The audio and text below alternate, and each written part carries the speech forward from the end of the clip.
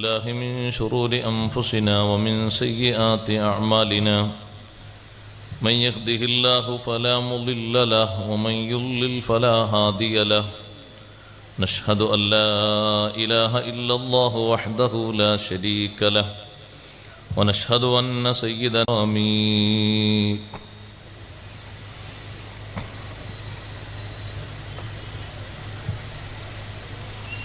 സമാദരണീയരായ സയ്യിദുമാർ, ഉലമാക്കൾ, ഉമറാക്കൾ,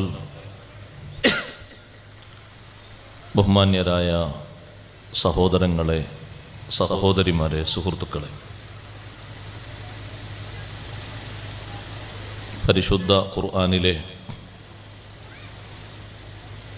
സൂറത്തു തകാസുറിൻ്റെ ആദ്യത്തെ 2 ആയത്തുകളാണ് ഇന്നലെ നാം പറഞ്ഞു വച്ചത്.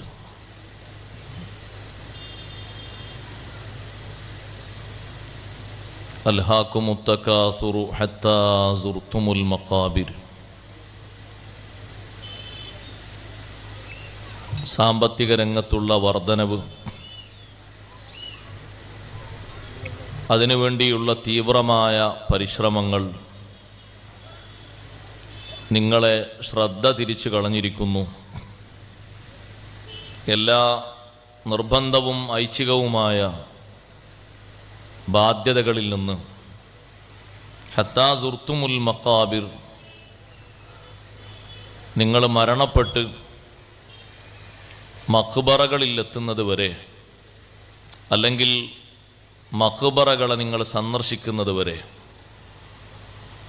2 തഫ്സീറും ചെറിയ രൂപത്തിൽ ഇന്നലെ നാം വായിച്ചു. ശേഷം അല്ലാഹു സുബ്ഹാനഹു വ തആല ഖബർ ജീവിതത്തെയും അതിനുശേഷമുള്ള ജീവിതത്തെക്കുറിച്ചും നമ്മെ ഉണർത്തുകയാണ്. ആ തഫ്സീറിലേക്ക് വരുന്നതിന് മുമ്പ് ഒരു കാര്യം അറിയിക്കാനുള്ളത്, സാമ്പത്തിക രംഗത്ത് വർധനവ് ഉണ്ടാക്കൽ നിരുപാധികം പരിശുദ്ധ ഇസ്ലാം എതിർക്കുന്ന ഒരു വിഷയം അല്ല. ഒരുപാട് സമ്പന്നരായ സ്വഹാബിമാരെ കുറിച്ച് നമുക്കറിയാം. ഫർളും സുന്നത്തുമായ കാര്യങ്ങൾ മുടങ്ങുകയും അതിന് തടസ്സം വരികയും ദീനിൽ നിന്ന് ശ്രദ്ധ മാറുകയും ചെയ്യുന്ന രീതിയിലുള്ള ആർത്തിയും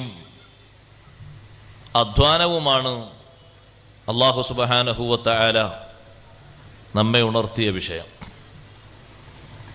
തടസ്സങ്ങളൊന്നുമില്ലാതെ അല്ലാഹുവിൻ്റെ മാർഗത്തിൽ തന്നെ അടിയുറച്ചു നിന്ന്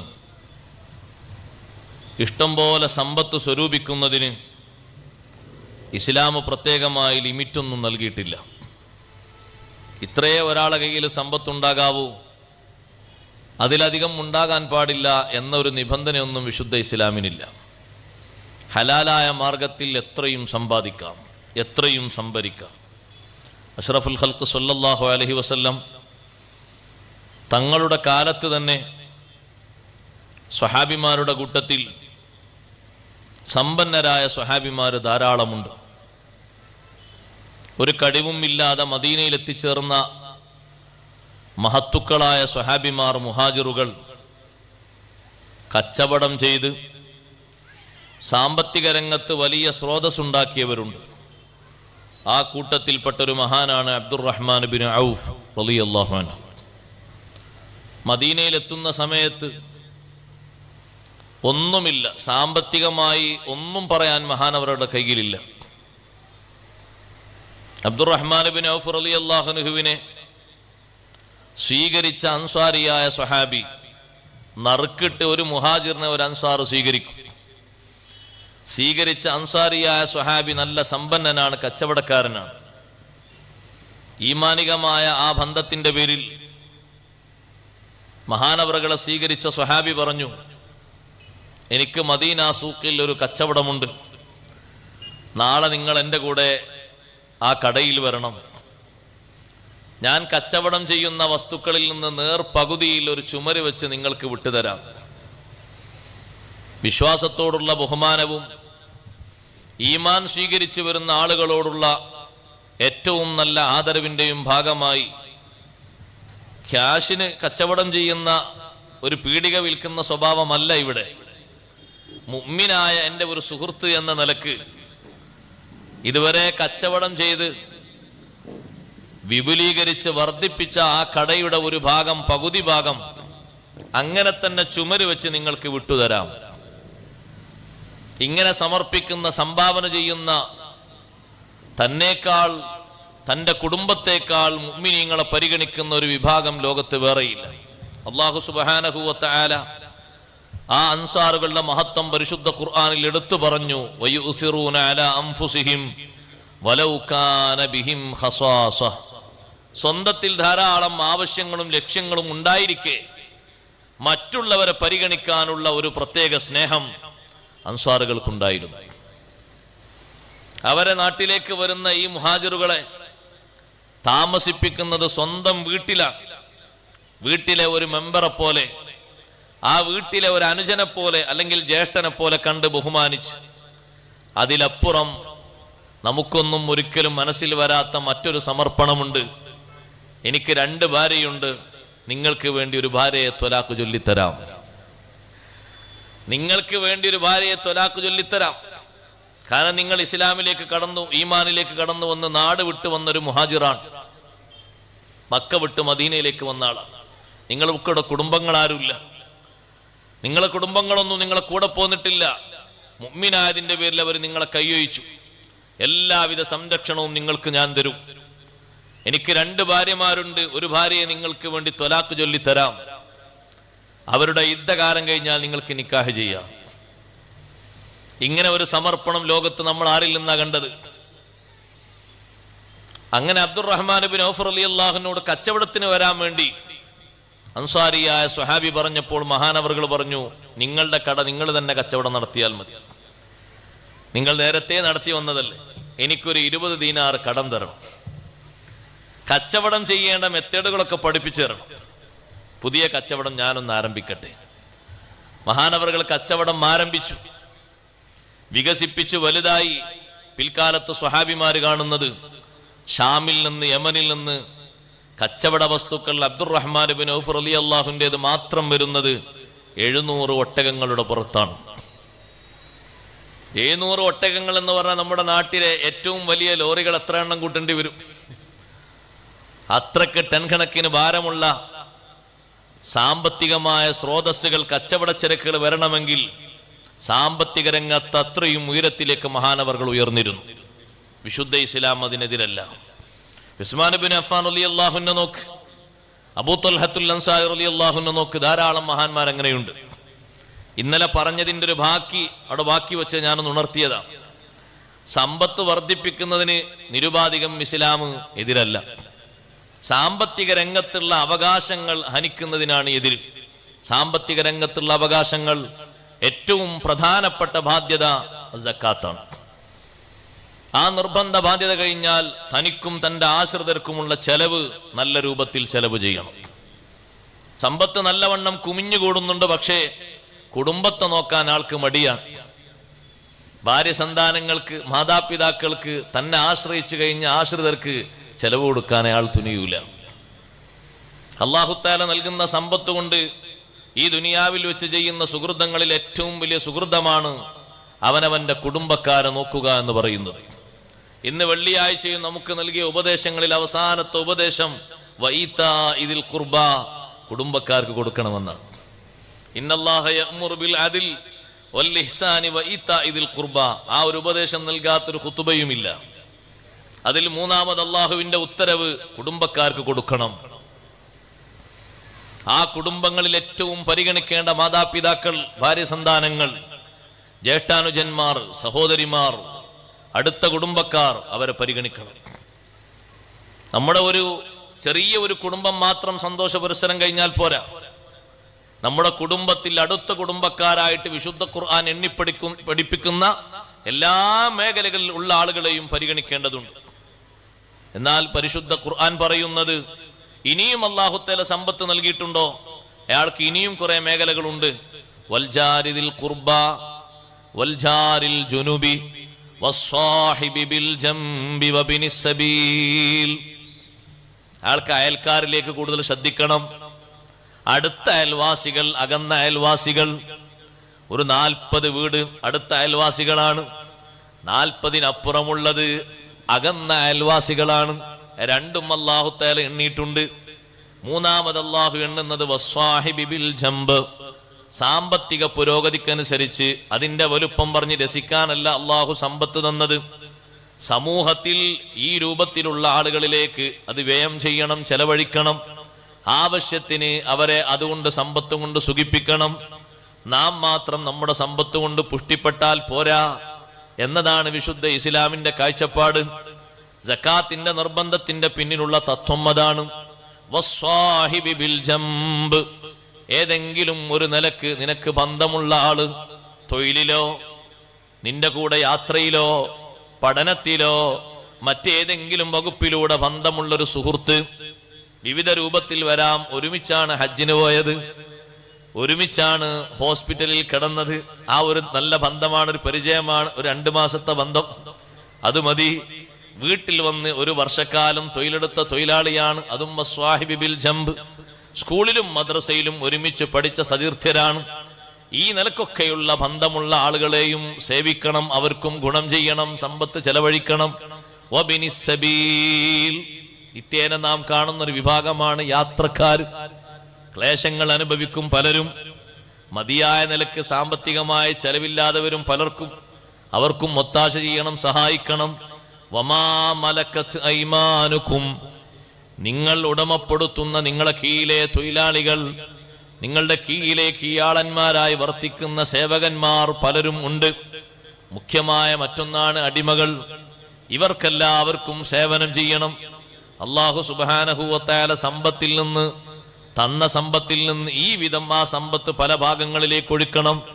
സാമ്പത്തിക രംഗത്ത് അഷ്റഫുൽ ഖൽഖ് സല്ലല്ലാഹു അലൈഹി വസല്ലം തങ്ങൾക്ക് അല്ലാഹു തആല പുരോഗതി വർദ്ധിപ്പിച്ചു കൊടുത്തപ്പോൾ ഈ ഒരു അവസ്ഥയാണ് തങ്ങൾ സ്വീകരിച്ചത്. ഒരൊറ്റ ഉദാഹരണം പറഞ്ഞ് ഞാൻ ആ ഭാഗം അവിടെ നിർത്തുന്നു. സാമ്പത്തിക രംഗത്ത് ബൈത്തുൽ മാലിൽ, പൊതുഖജനാവിൽ സമ്പത്ത് ഇങ്ങനെ വരാൻ തുടങ്ങിയപ്പോൾ തങ്ങൾക്ക് സ്പെഷ്യലായിട്ട് അല്ലാഹു കനിഞ്ഞേകിയ സ്വത്തുണ്ട്, ഖുംസുൽ ഖുംസ്, 5-1.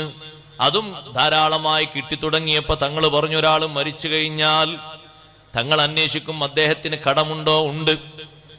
സ്വത്തുണ്ടോ? സ്വത്തും ഉണ്ട്. എന്നാൽ ആ സ്വത്ത് കുടുംബക്കാരെടുത്തോട്ടെ, കടം ഞാൻ വീട്ടിക്കൊള്ളാം.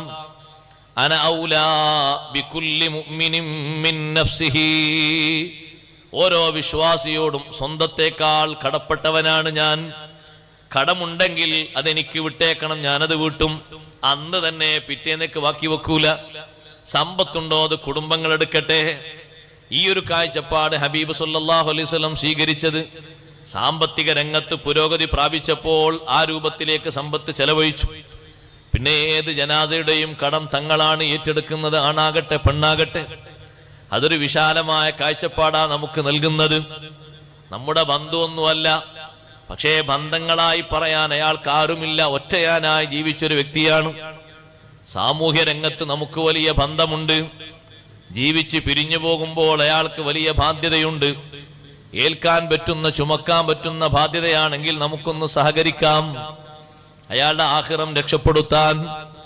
നമ്മുടെ കുടുംബങ്ങളിൽ പ്രത്യേകിച്ച് അങ്ങനത്തെ ഒരു സംവിധാനം നമ്മൾ സ്വീകരിക്കണം. നമ്മളെ കുടുംബത്തിൽപ്പെട്ട ഒരാളും മരിച്ചുപോയി കിടക്കുന്നിടത്ത് സമാധാനമില്ലാതെ കഴിയരുത്. മരിച്ച മനുഷ്യന്റെ ആത്മാവ് ഏറ്റവും നല്ല സമാധാനത്തോടെ പരിശുദ്ധരായ അമ്പിയാക്കൾ, ഔലിയാക്കൾ, സ്വാലിഹീങ്ങൾ അവര് താമസിക്കുന്ന കേന്ദ്രത്തിലേക്ക് ചെന്ന് അവരോടൊപ്പം ഉല്ലസിക്കണമെങ്കിൽ ഏറ്റവും വലിയ ബാധ്യതയായ കടം ആ പരടിയിൽ നിന്ന് വിട്ടുതിരിയണം. നഫ്സുൽ മുഅ്മിനി മുഅല്ലഖതും ബിദൈനി ഹത്താ തുഖ്ലാ അൻ. മുഅ്മിനായ മനുഷ്യന്റെ ആത്മാവ് അവന്റെ കടവുമായി കെട്ടിവിണഞ്ഞ് ബന്ധപ്പെട്ട് കിടക്കും. ഹത്താ തുഖ്ലാ അൻഹു, അത് വീട്ടുന്നത് വരെ. അതിന് 40 കഴിയാനോ ആണ്ട് കഴിയാനോ കാത്തിരിക്കരുത്, അന്നന്ന് തന്നെ വീട്ടിക്കൊള്ളണം. എന്നാൽ അത്രയും വലിയ ആശ്വാസമാണ്. ഇല്ലിയീനിലേക്ക് പോകാതെ നമ്മുടെ റൂഹൊരു ഭാഗത്ത് അങ്ങനെ കെട്ടി നിൽക്കും. ആ ആത്മാവിന് ശമനം വേണം, ശാന്തി വേണം. നല്ല നല്ല മഹാന്മാരോട് പോയിട്ടത് സല്ലപിക്കണം, സമ്പർക്കത്തിലാകണം. സ്വർഗത്തിന്റെ വിവിധ ഭാഗങ്ങളിലൂടെ അത് കറങ്ങി വരണം. ഒരു തടസ്സമാണുള്ളത്, അത് കടബാധ്യതയാണ്. സഹോദരങ്ങളെ, അഷ്റഫുൽ ഖൽഖ് സ്വല്ലല്ലാഹു അലൈഹി വസല്ലം വളരെ കൃത്യതയോടെ കണിശമായി സ്വഹാബത്തിനെ പഠിപ്പിച്ചൊരു അധ്യായമാണത്. ആ ഒരു ബാധ്യതയ്ക്ക് വേണ്ടിയാണ് നമ്മളോടത് എഴുതി വെക്കാനും കറക്റ്റായി മറ്റുള്ളവരെ ബോധ്യപ്പെടുത്താനും പറഞ്ഞത്. ഇരിക്കട്ടെ, സാമ്പത്തിക രംഗത്തുള്ള വർധനവ്, പെരുപ്പം നിരുപാധികം ഇസ്ലാം വിമർശിക്കുന്നില്ല, എതിരല്ല. സാമ്പത്തിക രംഗത്തുള്ള അവകാശങ്ങൾ ധ്വംസിക്കുന്നത്, ആ രൂപത്തിൽ വീണ്ടും സമ്പത്ത് വർദ്ധിപ്പിക്കുന്നത് അതിനെ എതിർക്കുന്നുണ്ട്. സാമ്പത്തിക രംഗത്തുള്ള അവകാശങ്ങളൊന്നും മുടങ്ങാതെ എത്രയും നിനക്ക് സമ്പത്ത് വർദ്ധിപ്പിക്കാം. അതുകൊണ്ടാണ് അഷ്റഫുൽ ഖൽഖ് സ്വല്ലല്ലാഹു അലൈഹി വസല്ലം തങ്ങൾ ദുആ ചെയ്ത ദുആകളിൽ കാണാം, അല്ലാഹുമ്മ ഇന്നി അഊദു ബിക മിൻ ഗിനൻ യുത്ഗീ, വഴികേടിലാക്കുന്ന ഐശ്വര്യം തരല്ലേ അല്ലാ, വഴികെട്ടു പോകുന്ന, വഴി തിരിച്ചു പോകുന്ന, നല്ല വഴിയിൽ നിന്ന് മാറിപ്പോകുന്ന തരത്തിലുള്ള സാമ്പത്തികമായ പുരോഗതി നീ തരരുത്, നിന്നോട് കാവൽ ചോദിക്കുന്നു. വമിൻ ഫഖിരിയുൻസി, നിന്നെ മറപ്പിക്കുന്ന ദാരിദ്ര്യവും നീ തരരുത്, നിന്നോട് കാവൽ ചോദിക്കുന്നു. രണ്ടും ബുദ്ധിമുട്ട് തന്നെയാണ്. ഏറ്റവും വലിയ ബുദ്ധിമുട്ടാണ് നല്ല വഴിയിൽ നിന്ന് മാറിപ്പോകുന്ന നിലക്കുള്ള ഐശ്വര്യം. നല്ല നിലക്ക് നടന്നിരുന്ന ആളായിരുന്നു, പക്ഷേ ഐശ്വര്യം മൂത്ത് വന്നപ്പോൾ എല്ലാ നന്മകളുടെ വാതിലുകളും കൊട്ടിയടച്ചു. സ്വന്തം വ്യക്തിപരമായ ബാധ്യതകളും സമൂഹത്തിന്റെ ബാധ്യതകൾ, കുടുംബത്തിന്റെ ബാധ്യതകൾ ഒന്നും നോക്കാതെ വിധം സാമ്പത്തിക രംഗത്തുള്ളൊരു കണ്ണ് മാത്രമായി ആള് മുന്നോട്ട് പോകുന്നു. അവിടെയാണ് നമ്മൾ ശ്രദ്ധിക്കേണ്ടത്. മനുഷ്യൻ പൊതുവെ സമ്പത്തിനോട് നല്ല താല്പര്യവും നല്ല ആഗ്രഹവും കണിശതയും ഉള്ള ആളാണ്. ഖുർആൻ അത് പഠിപ്പിക്കുന്നുണ്ട്, വഇന്നഹു ലിഹുബ്ബിൽ ഖൈരി ലശദീദ്. മനുഷ്യൻ, അല്ലാഹു തആല അവിടെ ഖൈർ എന്നുകൊണ്ട് ഉദ്ദേശിച്ചത് സമ്പത്താണ്. സമ്പത്തിന്റെ പ്രിയം, താല്പര്യം ലശദീദ്, ശക്തിമത്താണ് മനുഷ്യന്. വളരെ കടുപ്പമേറിയ രീതിയിലാണ്. കുട്ടികൾക്ക് വരെ അങ്ങനെയാണ്. സയ്യിദുനാ അബൂബക്കർ സിദ്ദീഖ് റളിയല്ലാഹു അൻഹുവിന്റെ ചെറിയൊരു കുഞ്ഞ് മരണപ്പെട്ടു. ആ കുട്ടി മരണപ്പെട്ടപ്പോൾ തലയിണ വെച്ച തലയിണയുടെ രണ്ട് ഭാഗവും ഇങ്ങനെ പിടിച്ചിട്ടുണ്ട്, അങ്ങനെ മുറുക്കി പിടിച്ചിട്ടുണ്ട്, അമർത്തി പിടിച്ചിട്ടുണ്ട് തലയിണയുടെ രണ്ട് ഭാഗവും. കുട്ടിയുടെ റൂഹ് എന്ന് പറഞ്ഞാൽ കാര്യമായിട്ട് വലിയ ബുദ്ധിമുട്ടൊന്നുമില്ലാതെ പെട്ടെന്ന് അങ്ങ് പോകുന്നതല്ലേ. മരണവെപ്രാളം കൊണ്ട് പിടിച്ചതാണോ പഠിച്ചോൻ ഇങ്ങനെ ഒരു പിടുത്തം? ബാക്കിയുള്ളവരാകുമ്പോൾ അങ്ങനെയൊക്കെ ഒരു പക്ഷേ സംശയിച്ചേക്കും, ആൾക്കാർ ചിന്തിച്ചേക്കും. ഇങ്ങനെ ഒരു പിടുത്തം പിടിച്ചാൽ വല്ലാത്ത അസഹ്യമായ സക്കറാത്ത് തരണം ചെയ്തിട്ടുണ്ട് എന്നൊക്കെ മനസ്സിലാക്കും. പക്ഷെ ഇതൊരു കുട്ടിയല്ലേ, ചെറിയൊരു കുട്ടിയാണ്. ആ കുട്ടി തല വെച്ചിരിക്കുന്ന തലയിണയുടെ രണ്ട് ഭാഗവും ഇങ്ങനെ അമർത്തി പിടിച്ചിട്ടുണ്ട്. പിന്നെയാണ് കാര്യം പിടികിട്ടിയത്. കുട്ടിയെ അവിടെ നിന്ന് മാറ്റിക്കിടത്തുമ്പോൾ തലയിണയുടെ അടിയിൽ ദിർഹം ദീനാറുണ്ട്.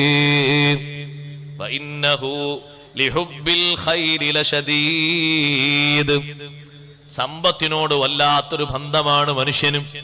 ചെറിയൊരു ബന്ധമല്ല, വളരെ ശക്തിമത്തായ ബന്ധമാണ്. അതെല്ലാ മനുഷ്യർക്കും ഉണ്ട്. പക്ഷേ നേരെ ചൊവ്വേ കൊണ്ടു നടന്നാൽ അനുകൂലമാണ്, അല്ലെങ്കിലോ പ്രതികൂലമാണ്. അഷ്റഫുൽ ഖൽഖ് സ്വല്ലല്ലാഹു അലൈഹി വസല്ലം തങ്ങൾ സമ്പത്ത് വിതരണം ചെയ്തു. ഒരിക്കലും മദീന പള്ളിയിൽ ബഹ്റൈനിൽ നിന്ന് സമ്പത്ത് ധാരാളം എത്തി. ഇന്നത്തെ ബഹ്റൈൻ ധാരാളം സ്വത്ത് മദീനത്തെ പള്ളിയിലെത്തി. ളുഹറിന് പതിവിൽ കവിഞ്ഞ ആളുകൾ നിസ്കാരത്തിനെത്തിയിട്ടുണ്ട്. സൊഫിലൊക്കെ ആളുകൾ നിറഞ്ഞു നിൽക്കുന്നുണ്ട്. അത്ര ആൾ ളുഹറിന് ഉണ്ടാകാറില്ല. ഏറ്റവും കൂടുതൽ ആളുകൾ ഉണ്ടായാൽ ജുമുഅ കഴിഞ്ഞാൽ പിന്നെ സുബഹിക്കാണ്.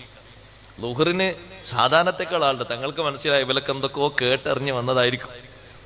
നിസ്കാരം കഴിഞ്ഞവരെ മുഖത്തേക്ക് നോക്കി തങ്ങളിങ്ങനെ ചിരിച്ചിട്ട് ചോദിച്ചു, നിങ്ങൾ വല്ലതും അറിഞ്ഞു വന്നതാണോ? അതെ, അറിഞ്ഞു വന്നതാ. എന്നാ അങ്ങനെ സമ്പത്ത് എത്തിയിട്ടുണ്ട്, നിങ്ങൾക്കൊക്കെ തരും. സന്തോഷ വാർത്ത അറിയിച്ചു.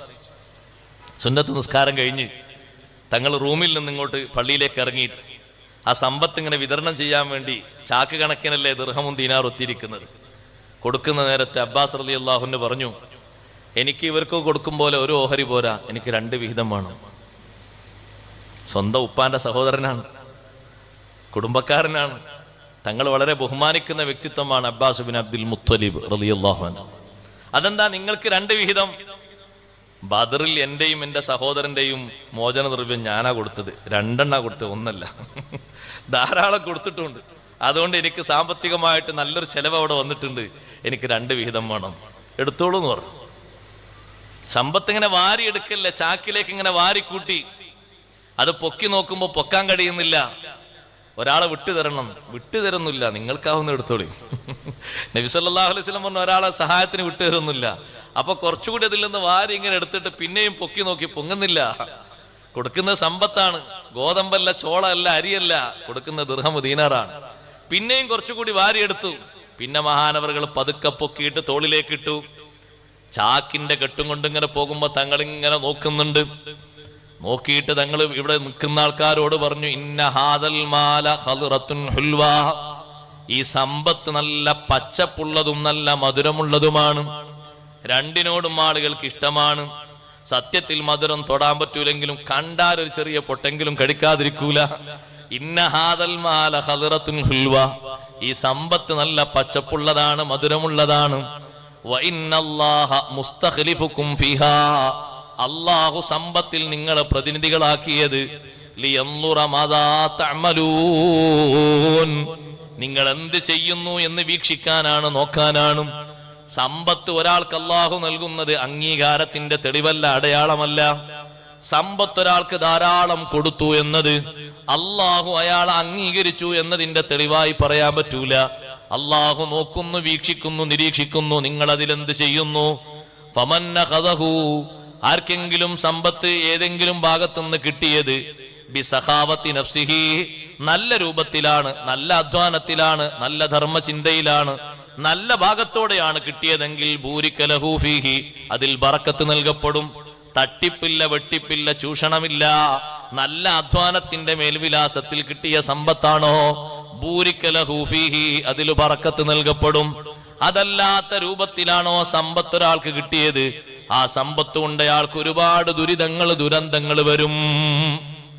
ഞങ്ങൾ ഓർമ്മപ്പെടുത്തി, എന്തിനാണ് അള്ളാഹു സമ്പത്ത് തന്നത്? അള്ളാഹു തആല വിലയിരുത്താനാണ്, നോക്കാനാണ്. നന്ദിയുണ്ടോ, നന്ദി കേടുണ്ടോ, രണ്ടാലൊരു വശമാണ് അള്ളാഹു തആല നോക്കുന്നത്. അതുകൊണ്ട് ആ സഹോദരങ്ങളെ, സാമ്പത്തിക രംഗത്ത് നല്ല ശ്രദ്ധ വേണമെന്ന് ഓർമ്മപ്പെടുത്തിയത്. ആ ശ്രദ്ധയില്ലെങ്കിൽ അവസാന സമയം വരെ അങ്ങനെ ഒരു പോക്ക് പോകും. അൽഹാകുമുത് തകാസുർ ഹത്താ സുർതുമുൽ മഖാബിർ, മഖ്ബറകളിൽ എത്തുന്നത് വരെ അങ്ങനെ ഒരു അലച്ചയുമായി പോകരുത്. അതിനു മുമ്പ് നമുക്കൊരു ശ്രദ്ധ വേണം. മഖ്ബറകളിൽ എത്തിയാലോ, കല്ലാ സൗഫ തഅലമൂൻ സുമ്മ കല്ലാ സൗഫ തഅലമൂൻ. കല്ലാ, കാര്യം അങ്ങനെയല്ല. നിങ്ങൾ ഈ നടിക്കുന്ന പവറും നിങ്ങൾ ഈ പറയുന്ന സാമ്പത്തിക പെരുപ്പവും അല്ല യഥാർത്ഥത്തിൽ, അതല്ല സത്യം. പിന്നെയോ യഥാർത്ഥത്തിൽ സത്യം എന്താണ്, യഥാർത്ഥത്തിൽ വിവരമെന്താണ്? സൗഫ തഅലമൂൻ, പിന്നീട് നിങ്ങൾ അറിയാൻ പോകുന്നുണ്ട്. എപ്പോ? മരണത്തിന് ശേഷം, അല്ലെങ്കിൽ മരണവും മരണാനന്തര ജീവിതത്തിലും നിങ്ങൾ അറിയാൻ പോകുന്നുണ്ട് എന്ന് പറഞ്ഞാൽ അതുകൊണ്ട് ഉദ്ദേശം ഒന്ന് മരിക്കുന്ന നേരത്ത്. അപ്പോൾ ഈ സമ്പത്തിനെ സംബന്ധിച്ച് നല്ലൊരു തിരിച്ചറിവ് വരും.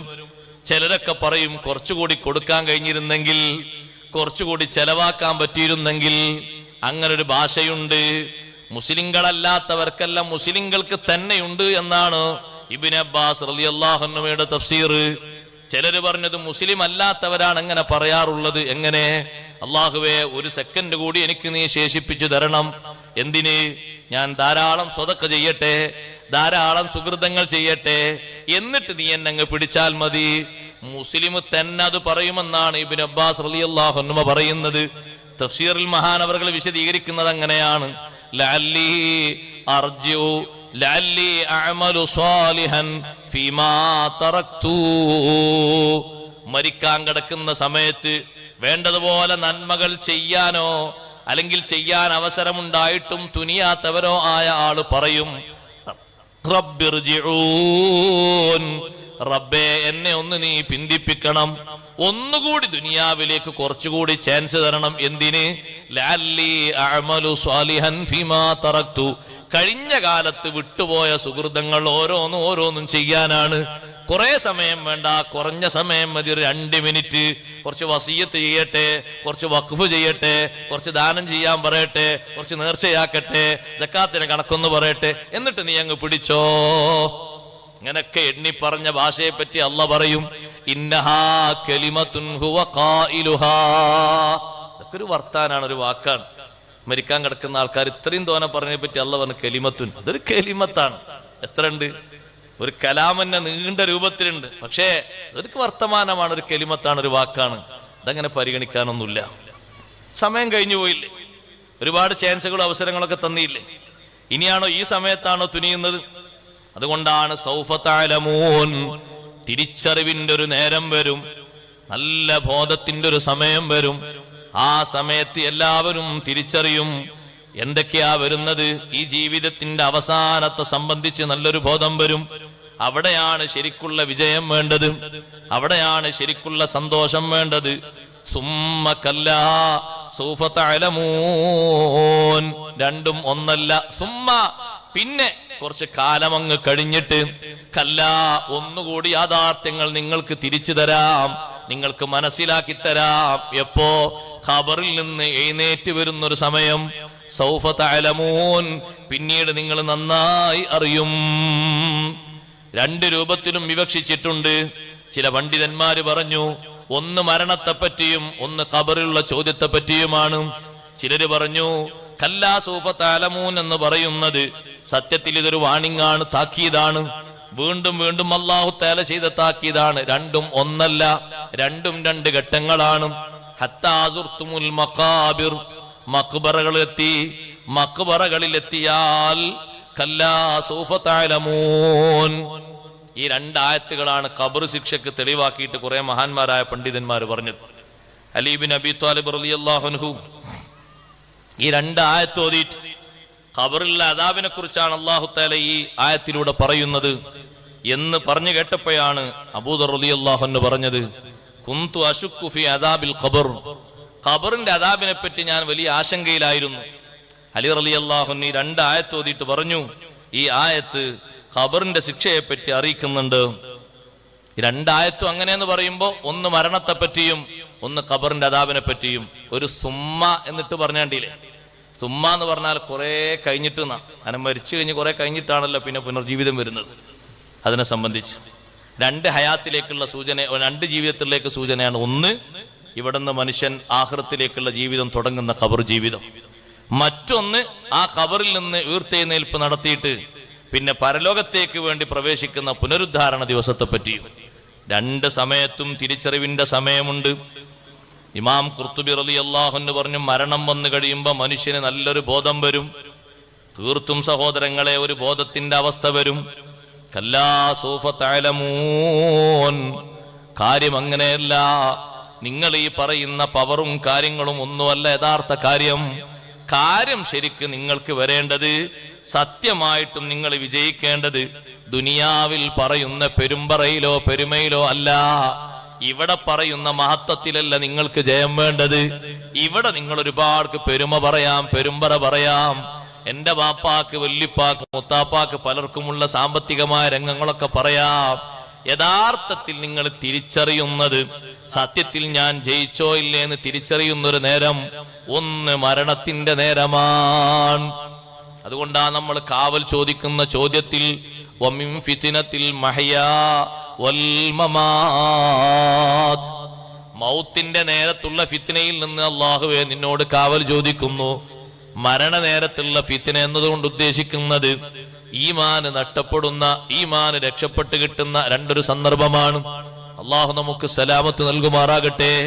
ഏറ്റവും കൂടുതൽ നമ്മുടെ ഈമാനിനെ പിടിച്ചു പറിച്ച് പിഴുതെടുത്തു കൊണ്ടുപോകാൻ എല്ലാ ശക്തിയും ഉപയോഗിച്ച് നമ്മുടെ കൂടപ്പിറപ്പായി ഇപ്പോഴും കൂടെ നിൽക്കുന്ന ഇബ്ലീസുൽ ലഈൻ കരുത്താർജിച്ചു വരും.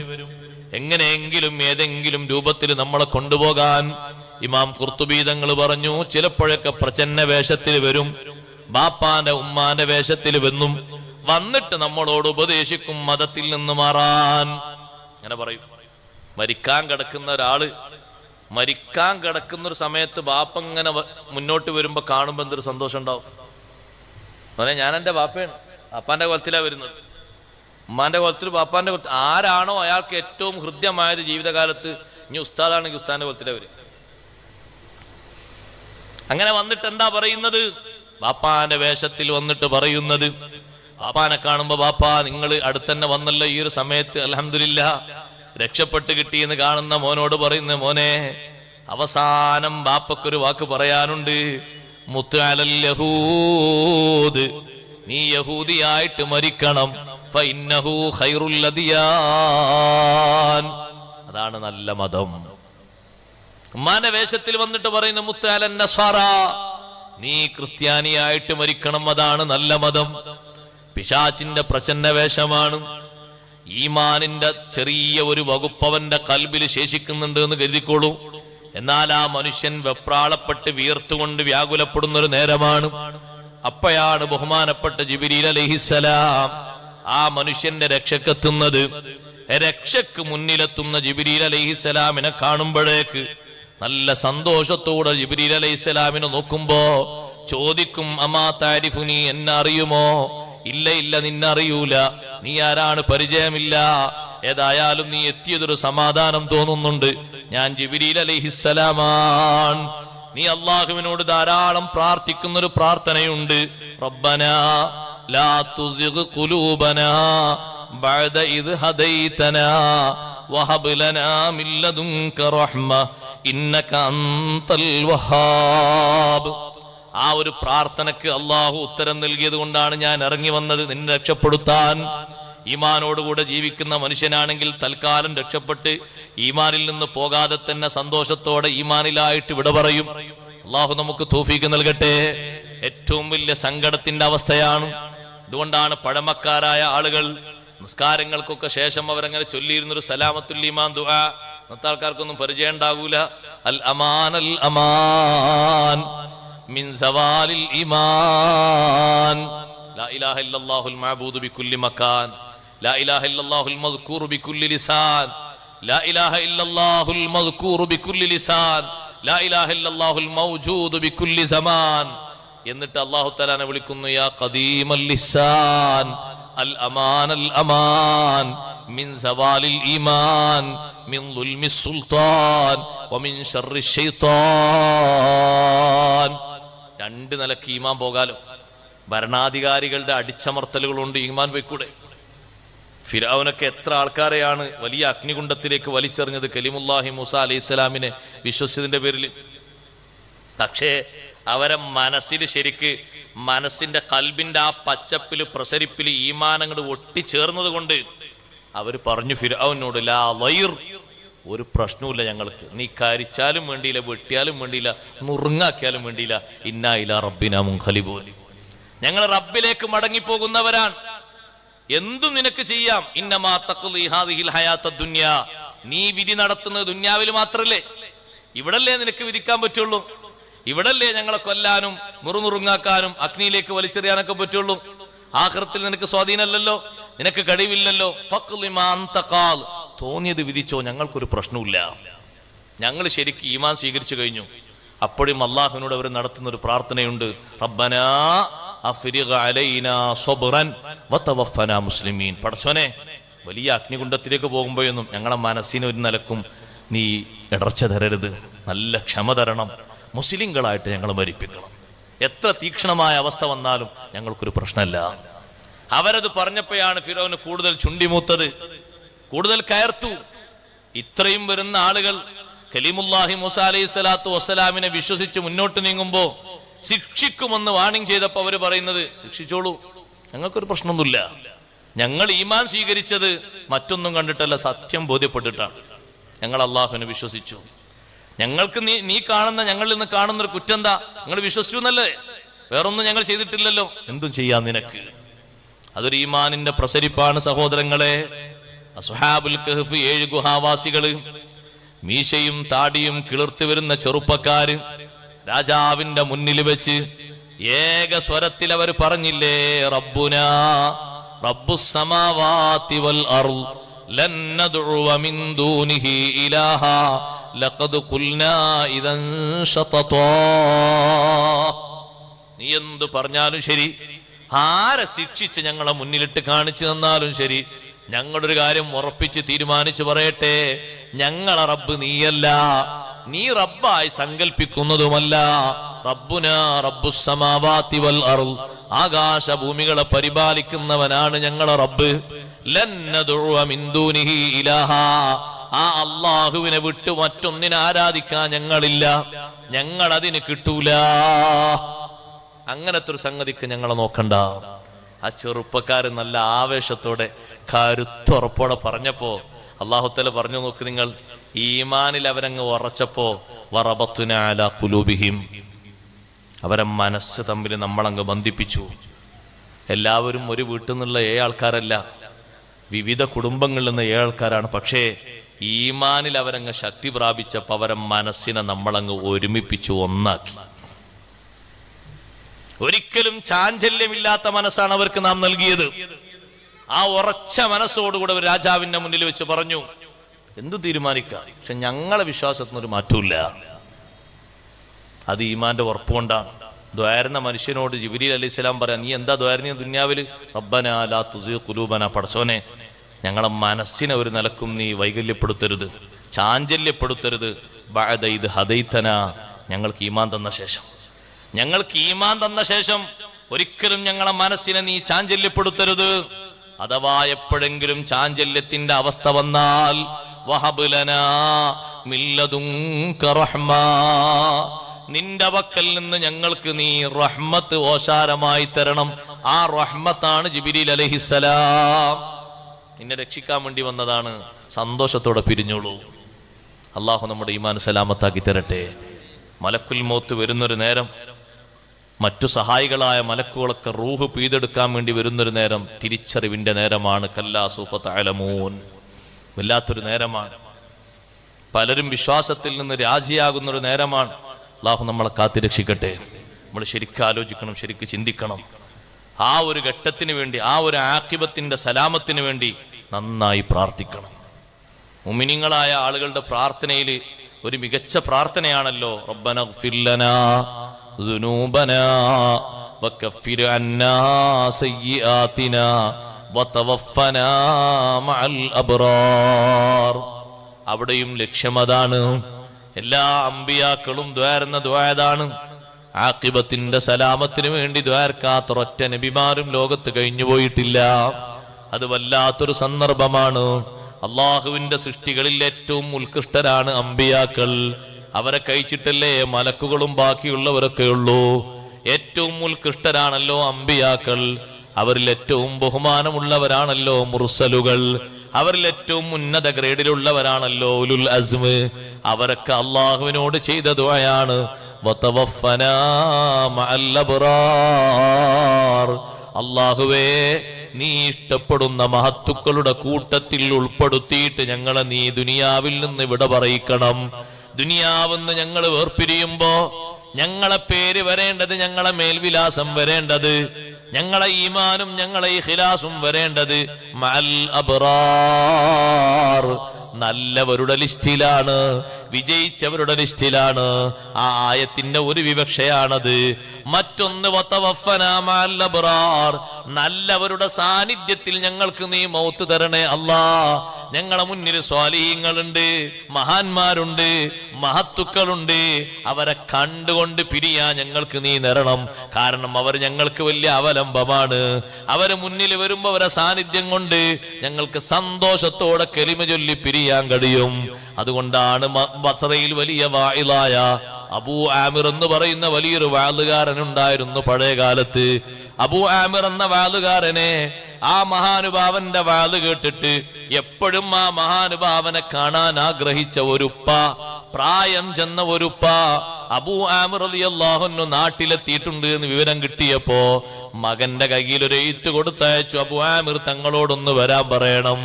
അബൂ ആമിർ റളിയല്ലാഹു അൻഹു വിളിച്ചു. മുന്നിൽ വന്നപ്പോ അബൂ ആമിർ തങ്ങളാണോ നിങ്ങൾ? അതെ. നിങ്ങളാണോ വാള് പറയുന്ന? അബൂ ആമിർ ഞാൻ തന്നെയാണ്. നിങ്ങളെ വാള് ഒരുപാട് ഞാൻ കേട്ടിട്ടുണ്ട്, പക്ഷേ നിങ്ങളെ കാണാൻ എനിക്ക് കഴിഞ്ഞിട്ടില്ല. ഇപ്പോഴാണ് അതിന് സന്ദർഭം കിട്ടിയത്. പലരും നിങ്ങൾ പറഞ്ഞ വാള് ഇവിടെ വന്ന് പറഞ്ഞു തരാറുണ്ട്.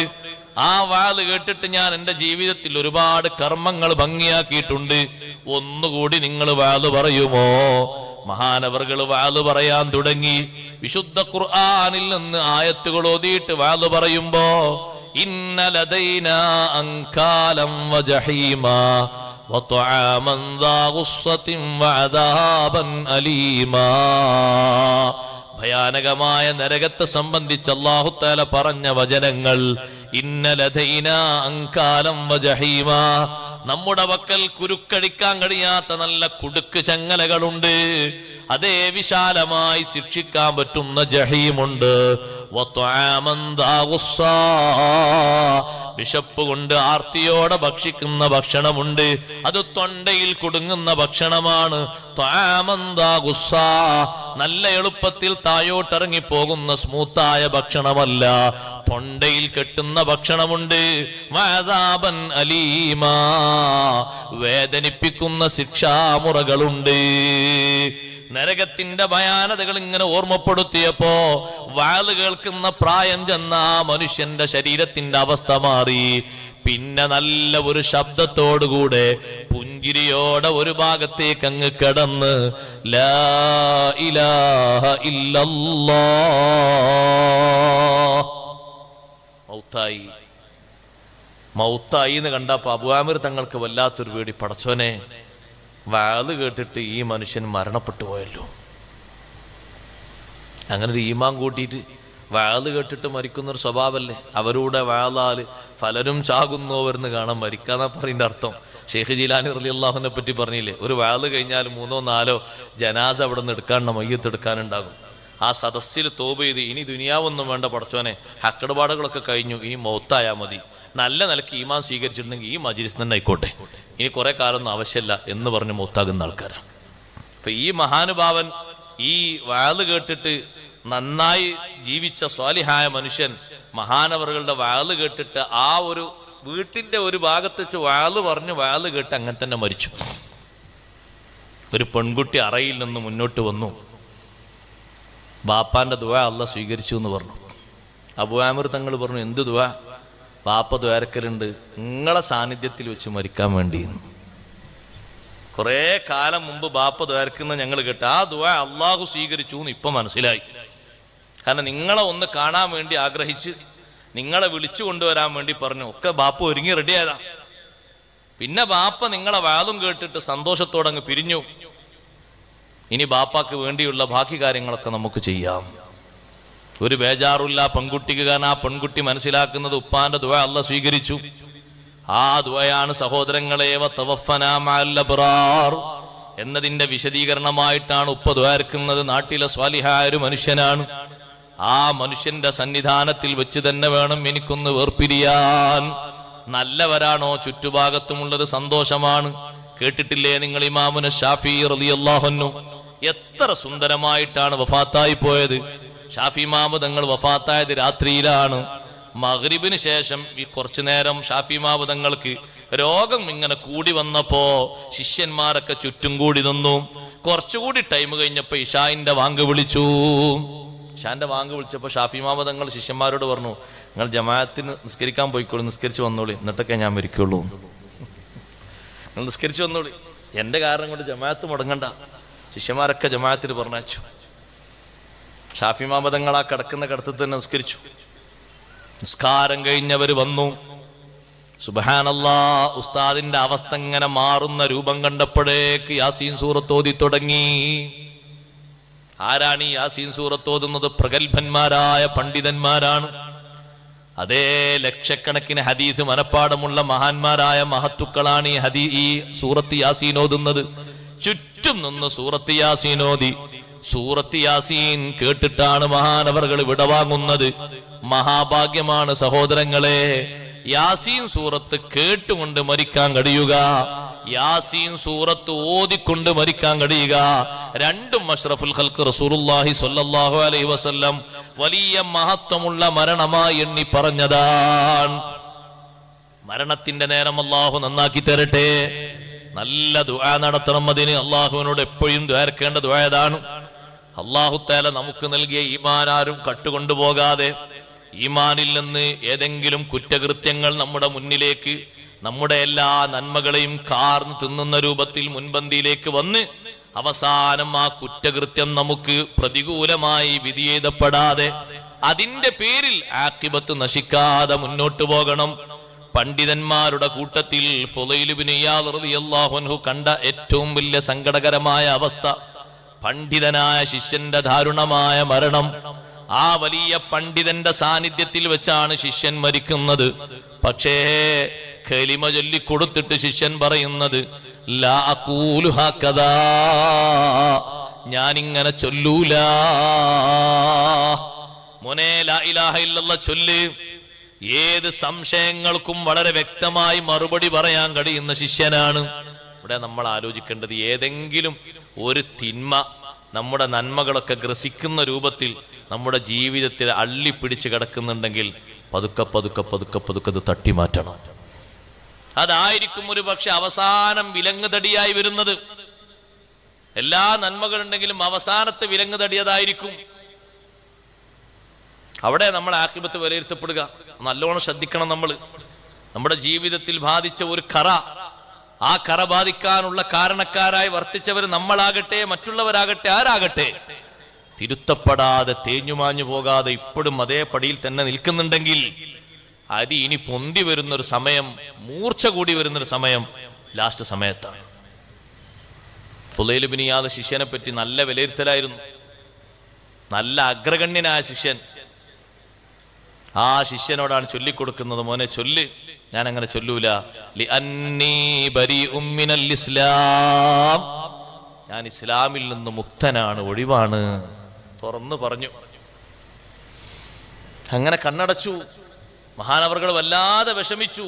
40 ദിവസം ജമാഅത്തിന് വേണ്ടിയല്ലാതെ ജനങ്ങൾക്കിടയിലേക്ക് മഹാനവറുകൾ ഇറങ്ങിയിട്ടില്ല. വിഷമത്തിന്റെ ഊക്കുകൊണ്ട് ഫുളൈൽ ഇബ്നു ഇയാദ് റളിയല്ലാഹു അൻഹു ചിന്തിക്കുന്നു, പടച്ചോനെ, പണ്ഡിതനായി ജീവിച്ചൊരു ശിഷ്യനെ പറ്റി, ആ സഹോദരന്മാരെ, എന്നെ പോലെ നമ്മളെപ്പോലെയുള്ള പാമരന്മാരെ പറ്റിയല്ല ഞാൻ ഈ പറയുന്നത്.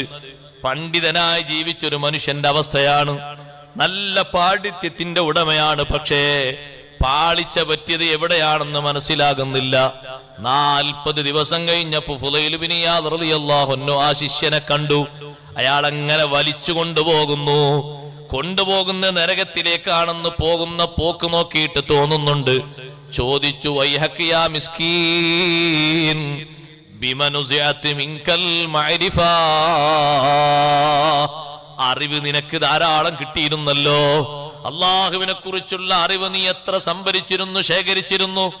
ആ അറിവിന്റെ മുഴുവൻ അധ്യായങ്ങളും നിന്നിൽ നിന്ന് പിഴുതെറിയപ്പെട്ടത് എങ്ങനെയാണ്? എന്താണ് അതിന്റെ കാരണമെന്ന് പറയൂ. അപ്പോഴാണ് ശിഷ്യൻ പറയുന്നത്, ബിസലാസത്തി അശ്യാ, 3 കാരണങ്ങളെ കൊണ്ടാണ് അന്ത്യം അങ്ങനെ സംഭവിച്ചത്. 3 കാരണങ്ങളാണ് അതിന് കാര്യമായി വർത്തിച്ചത്. ഒന്ന്, എന്റെ ജീവിതത്തില് വർഷത്തിൽ ഓരോ പ്രാവശ്യം എനിക്കുണ്ടാകുന്ന പ്രത്യേക തരം ഒരു അസുഖം. ആ അസുഖത്തിന് ശമനമായി വൈദ്യൻ എന്നോട് പറയുന്നു, ആ അസുഖം ഉണ്ടാകുന്ന ഘട്ടത്തിൽ തുടക്കത്തിൽ 1 ഔൺസ് മദ്യം കുടിക്കണം. അത് കുടിക്കുമ്പോഴേക്ക് എനിക്ക് ശമനം കിട്ടാറുണ്ട്. ഞാൻ അതുകൊണ്ട് അങ്ങനെ ഓരോ വർഷവും ആ ഒരു അവസ്ഥ വരുമ്പോ ഓരോ ഔൺസ് കുടിക്കാറുണ്ട്. എന്നും കുടിക്കുന്ന മദ്യപാനത്തെ പറ്റിയല്ല. മദ്യപാനം വില്ലാളി വീരനാണ്, മയക്കുമരുന്ന് വില്ലാളി വീരനാണ്. അവസാനത്തെ സമയം, നമ്മുടെ വിടവേർപ്പാടിന്റെ സമയം, എല്ലാവരും നോക്കി നിൽക്കുന്ന സമയം, ഒന്ന് കലിമ ചൊല്ലാൻ നാവിന് ഊക്ക് ലഭിക്കൂല. കാരണം സഹോദരന്മാരെ, മദ്യപാനത്തിലൂടെ, മയക്കുമരുന്നിലൂടെ പിശാച് ഉദ്ദേശിക്കുന്ന കാര്യം അല്ലാഹു ഖുർആനിൽ പറയുന്നുണ്ട്, വയസുദ്ദകും അൻ ദിക്രില്ലാഹി വഅനിസ് സ്വലാഹ്. മദ്യപാനത്തിലൂടെ, മയക്കുമരുന്നിലൂടെ പിശാചിന്റെ ലക്ഷ്യം അള്ളാഹുവിന്റെ ദിക്റിൽ നിന്ന് പിന്തിരിപ്പിക്കുക. അത് പിന്നെ മനസ്സിലും വരൂല, നാവിലും വരൂല, എവിടെയും വരൂല. ആ ദിക്റിൽ ഏറ്റവും പ്രധാനപ്പെട്ട ഒന്നാണ് നിസ്കാരം. നിസ്കരിക്കാൻ കഴിയൂല, തടസ്സമായിരിക്കും. അങ്ങനെ മനസ്സ് വരൂല. മനസ്സ് വന്നെങ്കിലല്ലേ അങ്ങോട്ട് നിസ്കരിക്കാൻ പോകല്. അങ്ങനെ ചിന്ത വരൂല, മനസ്സ് വരൂല, തടഞ്ഞു നിർത്തും. ഇങ്ങനെ ഉപയോഗിക്കുന്ന ആളുകളെ മാറ്റി നിർത്തും. എല്ലാ ഹാലത്തിലും അവർ ഒരുപോലെ തന്നെയാണ്. അവർക്ക് റമദാനും കണക്കാണ്, പെരുന്നാളും കണക്കാണ്, ഒക്കെ കണക്കാണ്. കാരണം പിശാച് അവർക്ക് വിലങ്ങുതടിയായിട്ട് പിശാചിനേക്കാളും വലിയ ശത്രുവായിട്ട് അവരെ നഫ്സുല്ലമ്മാറ തടിയിച്ച വർത്തിച്ച് വർക്ക് ചെയ്തിട്ട് ഈ നന്മയിൽ നിന്ന് അവരെ പിന്തിരിപ്പിക്കും, മാറ്റി നിർത്തും. ഫുലൈൽ ബിൻ ഇയാദിന്റെ ശിഷ്യനായ പണ്ഡിതൻ പറയുന്ന രോഗം മാറാൻ വേണ്ടി വൈദ്യം നിർദ്ദേശിച്ചതിന് കുടിച്ചതാണ്. ആസ്വാദനത്തിന് വേണ്ടിയോ ലക്ക് കെടാൻ വേണ്ടിയോ ലഹരി ബാധിക്കാൻ വേണ്ടിയോ കുടിച്ചതല്ല. എന്നിട്ടും നിങ്ങൾ നോക്ക് ദുർഗതി എങ്ങനെയാണ്. പിന്നെ ബാക്കിയുള്ളവരുടെ അവസ്ഥ എന്താ, ബാക്കിയുള്ളവരെ കാര്യം എന്താ? അള്ളാഹു നമ്മെ സലാമത്താക്കട്ടെ. എത്ര കുടുക്കിൽപ്പെട്ടാലും എത്ര കുടുക്കിൽ കുടുങ്ങേണ്ടി വന്നാലും ഒരിക്കലും മദ്യം നുണയരുത്, മയക്കുമരുന്ന് നുണയരുത്, അതിനടിമപ്പെടരുത്, ഒരിഞ്ച് പോലും അതിന് താല്പര്യപ്പെടരുത്. അള്ളാഹു നമ്മെ സലാമത്താക്കട്ടെ. ഇതൊക്കെ ദുനിയാവിലൊരു ഹോബിയല്ലേ എന്നൊക്കെ ചിന്തിച്ചൊരു പക്ഷേ പോയി പെട്ടുപോകും. ഖാലിസായ തൗബ ചെയ്ത് മടങ്ങണം. വിശുദ്ധ റമദാനാണ്. രണ്ടാമതായി ശിഷ്യൻ പറയുന്നത് അല്ലാഹു സുബ്ഹാനഹു വ തആല ഏറ്റവും അധികം മനുഷ്യരിൽ നിന്ന് വിലക്കിയ, മനുഷ്യരോട് കൂടുതൽ ശ്രദ്ധിക്കാൻ പറഞ്ഞ വിഷയമാണല്ലോ ഹസദ്. ശിഷ്യന്മാരോട്, ഉസ്താദിന്റെ ശിഷ്യന്മാരോട് വലിയ ഹസദായിരുന്നു. ഹസദായത് കൊണ്ട് തന്നെ മറ്റു ശിഷ്യന്മാരെന്ത് ചോദിച്ചാലും അതിന് നേരെ എതിരായിട്ടാണ് മറുപടി പറഞ്ഞു കൊടുക്കുക. എന്തേ കാരണം? അവരൊന്നും ഉയരരുത്, അവരൊന്നും വളരരുത്, അവരൊന്നും വികസിക്കരുത്. ഈ ചിന്ത കൊണ്ട്, ഈ ഒരു ഹസദിന്റെ ചിന്ത കൊണ്ട് മറ്റു ശിഷ്യന്മാരോട്, ഉസ്താദിന്റെ ശിഷ്യന്മാരോട്, താഴെ ശിഷ്യന്മാരോടും മേലെ ശിഷ്യന്മാരോടും എന്തു പറയാണെങ്കിലും നേരെ എതിരെ പറഞ്ഞു കൊടുക്കൂ. മൂന്നാമത്തെ ഒന്ന്, ഈ മഹാനായ ഉസ്താദ് ഫുലൈൽ ബിൻ ഇയാദിനെ സംബന്ധിച്ച് ശിഷ്യന്മാരോട് പറയുന്ന ചിത്രം ഒന്ന് വേറെയാണ്, മറ്റുള്ളവരോട് പറയുന്ന ചിത്രം ഒന്ന് വേറെയാണ്. അതും ഒരു ഫിത്നയുടെ ശൈലിയാണ്. രണ്ട് ഇരട്ടമുഖം എന്ന് കേട്ടിട്ടില്ലേ? ഇരട്ടമുഖം എന്ന് പറയുന്ന ശൈലി, ഇന്ന അശറന്നാസി ദുൽ വജ്ഹൈൻ, ജനങ്ങളിൽ ഏറ്റവും വൃത്തികെട്ടവരാണ് ഇരട്ട മുഖമുള്ളവര്. ഒരു സ്ഥലത്തെല്ലുമ്പോ മറ്റൊന്ന് പറയും അവർക്കൊപ്പിച്ച്, ഇപ്പുറത്തെല്ലുമ്പോ വേറൊന്ന് പറയും ഇവർക്കൊപ്പിച്ച്. അതും തെറ്റാണ്, ഇതും തെറ്റാണ്, രണ്ടും ശരിയല്ല. ശരിയാണെങ്കിൽ അവിടെ പറഞ്ഞ എന്നെ ഇവിടെ പറഞ്ഞാൽ മതി, ഇവിടെ പറഞ്ഞ എന്നെ അവിടെയും പറഞ്ഞാൽ മതി, ഒരു മാറ്റമില്ല. ശരിയാണ് ആ പറയുന്നെങ്കിൽ അതെന്നെ അവിടെ പറഞ്ഞാൽ മതി, പറഞ്ഞ എന്നെ ഇവിടെയും പറഞ്ഞാൽ മതി. ഇവിടെ പറഞ്ഞതിന് എന്താ മാറ്റം? എന്തോ ഒരു പ്രശ്നം ഉണ്ട് അതിൻ്റെ ഉള്ളിൽ. അവിടെ പറഞ്ഞതിന് എന്താ മാറ്റം? അതിലെന്തോ ഒരു വിഷയമുണ്ട്. അപ്പൊ അവിടേക്ക് അനുസരിച്ച് ഒപ്പിച്ചേർന്നോണ, ഇവിടേക്ക് അനുസരിച്ച് ഒപ്പിച്ചേർന്നോണ. അതൊക്കെ ലാസ്റ്റ് സമയത്ത് പ്രതിഫലിക്കുന്ന ഒരു നേരമാണ്. ഈ മഹാപണ്ഡിതനായ ശിഷ്യന്റെ ജീവിതത്തിൽ വന്ന ദുർഗതികൾ നമുക്കൊരു പാഠമാണ് സഹോദരങ്ങളെ. മരണത്തിന്റെ നേരത്ത് കല്ലാ സൗഫ തഅലമൂൻ, നിങ്ങൾ തിരിച്ചറിയാൻ പോകുന്നൊരു നേരമാണ്.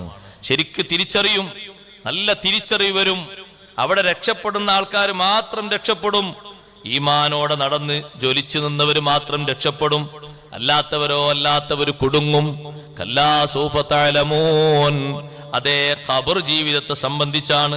സുമ്മ കല്ലാ സൗഫ തഅലമൂൻ, പിന്നെയും നിങ്ങൾ തിരിച്ചറിയും. ഖബറിലേക്ക് നിങ്ങൾ പ്രവേശിച്ചാൽ, മുൻകർ നക്കീർ അലൈഹിസ്സലാത്തു വസ്സലാം വന്നാൽ, വഹാത്ത ബികും ഹൗലുസ് സുആൽ, ചോദ്യത്തിന്റെ ഭീകരത നിങ്ങളെ വലയം ചെയ്താൽ, വൻഖതാ മിൻകുമുൽ ജവാബ്, ഉത്തരം അസ്തമിച്ചു പോയാൽ, ചോദ്യത്തിന് ഉത്തരമില്ലാതെയായി പോയാൽ എന്ത് ചെയ്യും?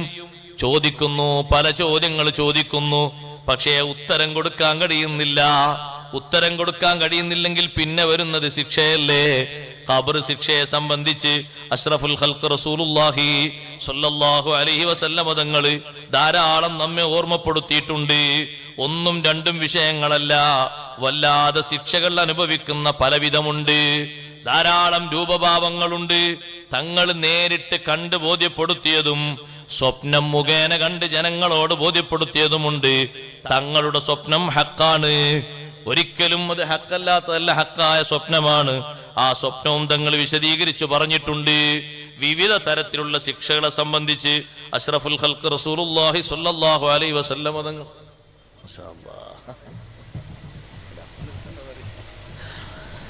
ശിക്ഷകളെ സംബന്ധിച്ച് ബോധ്യപ്പെടുത്തിയിട്ടുണ്ട്. ഖബറിലെ ശിക്ഷ ചെറിയ വിഷയത്തിന് മാത്രം ശിക്ഷയാണോ? അല്ല. നമ്മൾ സാധാരണ ലാഘവത്തോടെ കാണുന്ന വിഷയങ്ങൾ വരെ ഖബറിൽ വലിയ ശിക്ഷയായിട്ട് മാറി വരുന്ന വിഷയമാണ്. ഒരു ഹദീസ് കാണാം, ഒരു ചെറിയ ഹദീസ്, നമ്മൾ കൂടുതൽ പഠിച്ച് വശമാകേണ്ട ഒരു ഹദീസ്. അക്സറു അദാബിൽ ഖബരി മിനൽ ബൗൽ. കാണാതെ പഠിച്ചോളൂ. അക്സറു അദാബിൽ ഖബരി മിനൽ ബൗൽ, ഖബറിലെ ശിക്ഷയിൽ അധികവും മൂത്രത്തിന്റെ പേരിലാണ്. ശുദ്ധി വരുത്താത്തത്. നമ്മളെ സമൂഹം ഏറ്റവും അധികം ശ്രദ്ധിക്കേണ്ട ഒരു വിഷയമാണത്. തിരക്കൊന്നും അവിടെ പാടില്ല. അവിടെ പറയുന്ന നിബന്ധനകളും കാര്യങ്ങളൊക്കെ നല്ലോണം പരിഗണിച്ച് വേണം ശുദ്ധി വരുത്താൻ. ശരീരത്തിൻ്റെ പ്രകൃതി അനുസരിച്ച് ഓരോരുത്തർക്കും ഓരോ രൂപമായിരിക്കും. ചിലർക്ക് ഒരൊറ്റ ഇരുത്തത്തിൽ തന്നെ മൂത്രം മുഴുവനായിട്ട് പൊയ്ക്കൊള്ളണമെന്നില്ല. അവരൊക്കെ വേണ്ട രൂപത്തിൽ ഇസ്തിബ്റാ നടത്തണം. എഴുന്നേറ്റ് ഇരിക്കേണ്ടവർ മൂത്രത്തുള്ളികൾ എവിടെയുമാകാതെ എഴുന്നേറ്റ് ഇരുന്ന് സാവകാശം മൂത്രത്തുള്ളികൾ മുഴുവനും മുറ്റിക്കണം.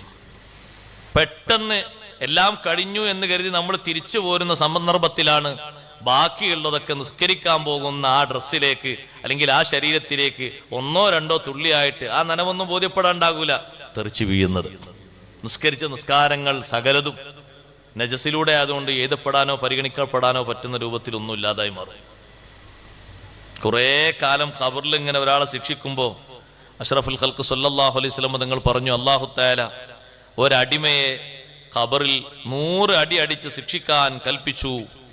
അങ്ങനെ ആ മനുഷ്യനെ കുറേ കാലം അങ്ങനെ ശിക്ഷിച്ചു കൊണ്ടിരിക്കുമ്പോൾ ഒരു ദിവസം അദ്ദേഹം ചോദിച്ചു മലക്കുകളോട്, ലിമാദാ ജലത്തുമൂനി, എന്തിനാ നിങ്ങൾ എന്നെങ്ങനെ അടിക്കുന്നത്? ഓരോ ദിവസവും 100 അടി ഇങ്ങനെ അടിക്കുകയാണ്. അപ്പൊ മലക്കുകൾ പറഞ്ഞ മറുപടി, ഇന്നക സ്വല്ലൈത സ്വലാതൻ ബിഗൈരി തഹൂർ, ശരിയായ ശുദ്ധി വരുത്താതെ ഒരു നിസ്കാരം നീ നിസ്കരിച്ചില്ലേ, ഒരു നിസ്കാരം നീ നിസ്കരിച്ചില്ല ശരിയായ ശുദ്ധി വരുത്താതെ. വമറർത അലാ മദ്ലൂമിൻ ഫലം തൻസുറുഹു, ആക്രമിക്കപ്പെടുന്ന ഒരു മനുഷ്യന്റെ സമീപത്തുകൂടെ നീ നടന്നുപോയിട്ട് വേണ്ട വിധം അക്രമത്തിൽ നിന്ന് അവനെ രക്ഷിക്കാൻ നീ സഹായിച്ചില്ല.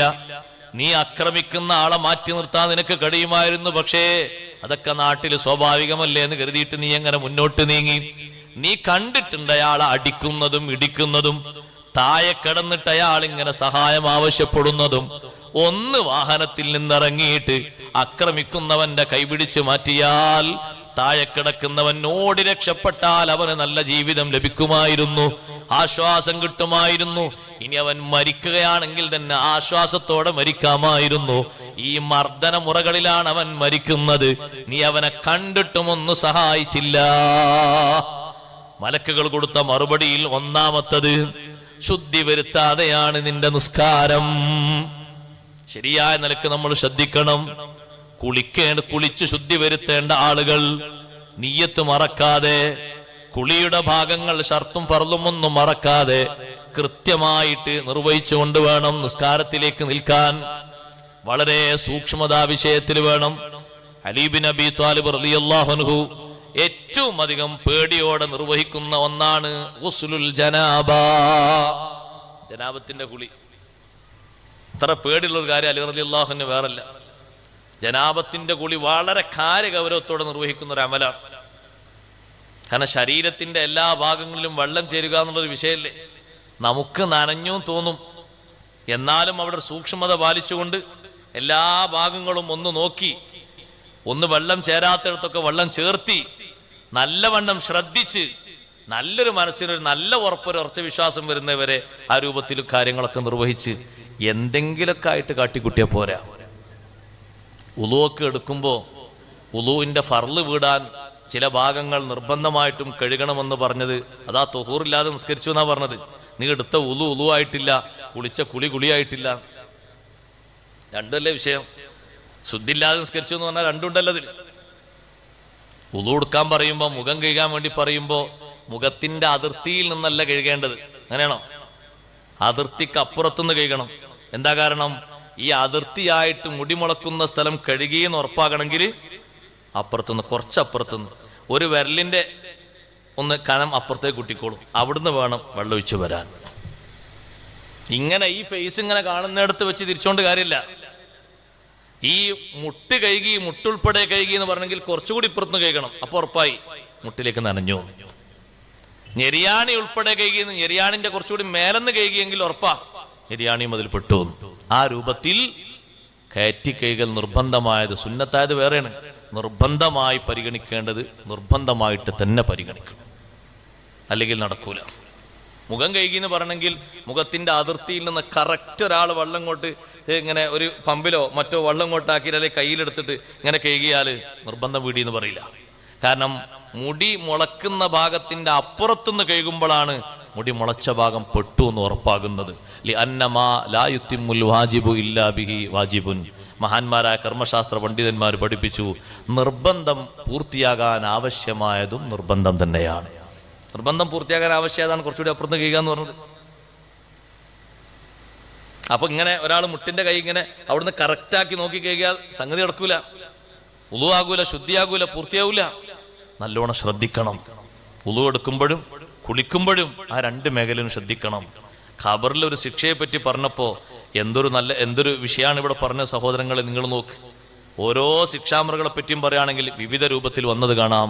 അഷ്റഫുൽ ഖൽഖ് സല്ലല്ലാഹു അലൈഹി വസല്ലമ തങ്ങൾ സുബ്ഹി നിസ്കാരം കഴിഞ്ഞ് സ്വഹാബത്തിലേക്ക് തിരിഞ്ഞുകൊണ്ട് ചോദിച്ചു, മൻ റആ മിൻകുമുൽ ലൈലത റുയൻ. നീണ്ടൊരു ഹദീസാണ്, ഞാൻ ചുരുക്കി പറയാ. ഇന്നലെ നിങ്ങൾ ആരെങ്കിലും സ്വപ്നം കണ്ടിട്ടോ എന്ന് ചോദിച്ചു. ചിലർ സ്വപ്നം കണ്ടത് ആ സദസ്സിൽ വെച്ച് പറയും, തങ്ങൾ ഉടനെ അതിന്റെ വ്യാഖ്യാനം പറഞ്ഞു കൊടുക്കും. അപ്പൊ അനുകൂലമായ ഒരുപാട് സ്വപ്നങ്ങൾ ഉണ്ടാവും. ആ വ്യാഖ്യാനം പറയുമ്പോൾ പലർക്കും ഇങ്ങനെ തോന്നും, ഒരു സ്വപ്നം കണ്ടിരുന്നെങ്കിൽ തിരക്കടില്ല എന്നൊക്കെ. കാരണം തങ്ങളാ പറയുന്ന വ്യാഖ്യാനത്തിൽ വിശദീകരണത്തിൽ പിന്നെ കളവായിട്ട് പറയാനൊന്നുമില്ലല്ലോ, സത്യമല്ല പറയുന്നത്. അതങ്ങനെ തന്നെ പുലരുമെന്ന് ഉറപ്പാ. അപ്പൊ പിന്നെ ആരൊന്നും മിണ്ടിയില്ല. ആരെങ്കിലും കണ്ടിട്ടുണ്ടെങ്കിൽ അവരത് പറയണമെന്ന് പറഞ്ഞു. കുറച്ചു നേരം ഇങ്ങനെ മിണ്ടാതിരുന്നു. തങ്ങൾ പറഞ്ഞു, ഞാൻ കണ്ടു ഇന്നലെ രാത്രി രണ്ടാളുകൾ എന്റെ സമീപത്ത് വന്ന് എന്നെ പിടിച്ചു കൊണ്ടുപോയി. എന്നെ ഒരു പരിശുദ്ധമായ ഭൂമിയിലേക്ക് അവർ എന്നെ കൊണ്ടുപോയി അവിടെ എത്തിച്ചു. ഞാൻ നോക്കുമ്പോ ഒരാളെങ്ങനെ ഇരിക്കുന്നുണ്ട്, വേറെ ഒരാൾ അയാളെ തലയുടെ ഭാഗത്ത് നല്ല ഒരു ഇരുമ്പിന്റെ ദണ്ടുമായി നിൽക്കുന്നുണ്ട്. ആ ഇരുമ്പിന്റെ കൊളത്തുള്ള ആ ഇരുമ്പിന്റെ ഭാഗം അയാളുടെ തൊള്ളയുടെ കവിളിന്റെ ഭാഗത്തുകൂടെ ഉള്ളിലേക്ക് വെച്ചുകൊണ്ട് കവിളിന്റെ ഭാഗം ഇങ്ങനെ കീറുന്നുണ്ട്. കീറിയിട്ട് പെരടി വരെ കീറുന്നുണ്ട്. ഒരു ഭാഗം ഇങ്ങനെ കീറുന്നു, പിന്നെ ആ ഭാഗം കീറിക്കഴിഞ്ഞാൽ മറ്റേ ഭാഗം കീറുന്നു. അപ്പോഴേക്ക് വലത്തെ ഭാഗം പൂർവ്വസ്ഥിതിയിലായി പിന്നെയും കീറുന്നു. ഇങ്ങനെ ആവർത്തിച്ചു കൊണ്ടിരിക്കുകയാണ്. ഞാൻ ചോദിച്ചു, എന്താണിത്? എന്നെ കൊണ്ടുപോയ രണ്ടാളുകൾ പറഞ്ഞു, പോകാം, നമുക്ക് മുന്നോട്ട് പോകാം. പിന്നെ ചെന്നപ്പോൾ മറ്റൊരാളെ കാണുന്നു. ഇതൊക്കെ ഖബറിൽ അനുഭവിക്കുന്ന വിവിധ ശിക്ഷയുടെ മോഡലുകളാണ് എന്ന് ഇമാം ഖുർത്തുബി തങ്ങൾ ഹദീസ് വിശദീകരിച്ച് അവസാനം പറയുന്നുണ്ട്. ഞങ്ങൾ ഒരാളെ സമീപത്തെത്തി, അയാൾ അങ്ങനെ കിടക്കുന്നുണ്ട്. അയാളുടെ തലയുടെ ഭാഗത്ത് വേറൊരാൾ കല്ലും പിടിച്ച് അതാ നിൽക്കുന്നു. ആ കല്ല് കൊണ്ട് അയാളെ തലക്കങ്ങനെ കുത്തി റെഡിയാക്കുന്നു. തലയുടെ ഓരോ ഭാഗവും പതുക്കെ പതുക്കെ പൊളിഞ്ഞ് വരുന്നു. അപ്പോഴേക്ക് കല്ലെടുത്തെടുക്കാൻ വേണ്ടി പോകുമ്പോ വീണ്ടും തല പൂർവ്വസ്ഥിതിയിലായി. കുത്തി പൊളിക്കുന്നയാളെ തല അങ്ങനെ ഓരോ സമയത്തും പൂർവ്വസ്ഥിതിയിലാകുന്ന തല വീണ്ടും കുത്തി എങ്ങനെ പൊളിക്കുന്നു. ഞാൻ ചോദിച്ചു, ഇതാരാണ്, എന്തായി കാണുന്നത്? വീണ്ടും പറഞ്ഞു, പോകാം. പിന്നെ ഞങ്ങൾ പോകുന്നത് ഒരു മാളത്തിലേക്കാണ്. അടുപ്പിന്റെ വിസ്തീർണമുണ്ട്. മുകൾ ഭാഗം ഇടുങ്ങിയതാണ്, താഴ്ഭാഗം നല്ല വിശാലമാണ്. അടിയിൽ വല്ലാതെ തീ കത്തിക്കപ്പെടുന്നുണ്ട്. തീ ഇങ്ങനെ മുകളിലേക്ക് ഇങ്ങനെ ഉയർന്നു വരുമ്പോ അതാ അതിന്റെ പരിസരത്തുള്ള ആളുകൾ പുറത്തേക്ക് ചാടാൻ നോക്കുന്നു. പക്ഷേ പുറത്തേക്ക് വരാൻ അവർക്ക് കഴിയുന്നില്ല. കാരണം പുറത്തേക്കുള്ള ഭാഗം വളരെ ഇടുങ്ങിയതാണ്, ഉൾഭാഗം വിശാലമാണ്. ഉള്ളിൽ കുറെ ആളുകളുണ്ട്. അടിയിലങ്ങനെ തീ കത്തിയിട്ട് ചൂടാകുന്ന സമയത്ത് പുറത്ത് കിടക്കാൻ നോക്കുകയാണ്. പുറത്ത് കിടക്കാൻ കഴിയുന്നില്ല. ഉള്ളിലേക്ക് നോക്കുമ്പോ നഗ്നരായ പുരുഷന്മാരും സ്ത്രീകളും ഉണ്ട്. ഞാൻ ചോദിച്ചു, എന്താണ് ഈ കാണുന്നത്? പോകാം നമുക്കെന്ന് പറഞ്ഞു വീണ്ടും പോയി. പിന്നെ പോയത് ഒരു പുഴയുടെ ഭാഗത്തുകൂടെയാണ്, രക്തത്തിന്റെ പുഴ. ആ രക്തം ഇങ്ങനെ ഒഴുകുന്ന പുഴ. അതിലൊരു മനുഷ്യൻ നിൽക്കുന്നുണ്ട്. തലഭാഗത്തേക്ക്, അതിന്റെ കരഭാഗത്തേക്ക് ഒരാൾ ഇങ്ങനെ നീന്തി വരുന്നുണ്ട്. ആ നീന്തി വരുന്ന മനുഷ്യന്റെ മുന്നിലേക്ക് കല്ലെടുത്ത് നിൽക്കുന്ന ആൾ അങ്ങനെ എറിയുന്നു. ആ കല്ലയാളെ ശരീരത്തിലേക്ക് കൊള്ളുന്നു. വീണ്ടും അയാൾ തിരിച്ചു പോകുന്നു. കയറാൻ വേണ്ടി നോക്കുന്ന സമയത്ത് പിന്നെയും ഏറ് കിട്ടുന്നു. പിന്നെയും തിരിച്ചു പോകുന്നു. പിന്നെയും അതിൽ താന്നു പോകുന്നു. പക്ഷെ ആ നദിയിൽ നിന്ന്, രക്തത്തിന്റെ നദിയിൽ നിന്ന് പുറത്തു കടക്കാൻ കഴിയുന്നില്ല. ചോദിച്ചതെന്താണ്? അപ്പോഴും പറഞ്ഞു, പോകാം. പിന്നെ പോയെത്തിയത് നല്ലൊരു ഉദ്യാനത്തിലേക്കാണ്, ഒരു തോട്ടത്തിലേക്ക്. ആ തോട്ടത്തിൽ ഒരുപാട് മരങ്ങളുണ്ട്. നല്ല ഇലച്ചു നിൽക്കുന്നൊരു മരം കണ്ടു. ആ മരത്തിന്റെ ചുവട്ടിൽ ഒരു വൃദ്ധൻ ഇരിക്കുന്നുണ്ട്. ചുറ്റുഭാഗത്തും ഒരുപാട് കുട്ടികളുണ്ട്. ഈ കുട്ടികളോട് വർത്തമാനം പറഞ്ഞിരിക്കുകയാണ്. ആ മരത്തിന്റെ പരിസരത്ത് തന്നെ തീ കത്തിക്കപ്പെടുന്നുണ്ട്. ആ തീ ഇങ്ങനെ കത്തിങ്ങനെ മുകളിലേക്ക് വരുന്നു. എന്നോട് രണ്ടാളും പറഞ്ഞു ഈ മരത്തിന്റെ മുകളിലൊന്ന് കയറാൻ. എന്നെ ആ മരത്തിന്റെ മുകളിലേക്ക് കയറ്റി. മുകളിലെത്തിയപ്പോൾ ഞാൻ കാണുന്നു വിശാലമായ ഒരു കൊട്ടാരം. ആ കൊട്ടാരം വല്ലാത്ത കൊട്ടാരമാണ്. കൊട്ടാരത്തിന്റെ ഉൾഭാഗത്ത് ചെറുപ്പക്കാരുണ്ട്, വൃദ്ധന്മാരുമുണ്ട് ഉള്ളില്. ഞാൻ ചോദിച്ചു, എന്താണ് ഈ കാണുന്നത്? നിങ്ങൾ എനിക്ക് ഈ കാണിച്ചു തന്ന വിഷയങ്ങളെ പറ്റി ഒന്ന് പറഞ്ഞു തരണം. ഒരുപാട് അത്ഭുതങ്ങൾ കണ്ടല്ലോ. അപ്പോഴാണ് തുടക്കം മുതൽ വിശദീകരിക്കുന്നത്. ആദ്യം കവിള് വലിച്ചു കീറുന്ന ആളെ കണ്ടില്ലേ?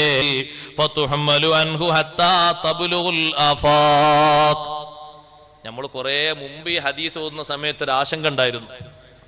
ഭൂമിയിലെ വിവിധ ഭാഗങ്ങളിലേക്ക് എത്തുമാർ രൂപത്തിൽ കളവ് പറയുന്ന പെരുങ്കള്ളൻ. ഇപ്പത് പെട്ടെന്ന് ബോധ്യപ്പെട്ടു. ഒരു വോയിസ് കളവാക്കിയിട, ഒന്ന് ബട്ടൺ അമർത്തിയാൽ മതി, അടുത്ത മിനിറ്റിൽ അമേരിക്കയിലെത്തി. പിന്നെ അവിടുന്ന് അങ്ങനെ ബ്രിട്ടൻ വഴി ഇങ്ങനെ ലോകത്തിന്റെ എല്ലാ ഭാഗത്തും എത്തി. ഇത്ര താമസം ഉണ്ടോ?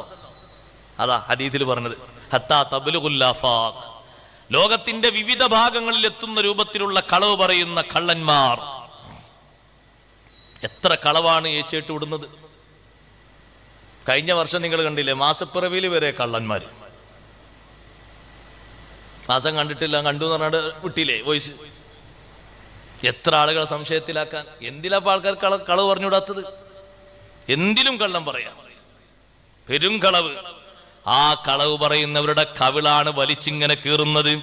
സുബ്ഹാനല്ലാഹ്, അത് ചെറിയ കളവല്ല. അങ്ങനെ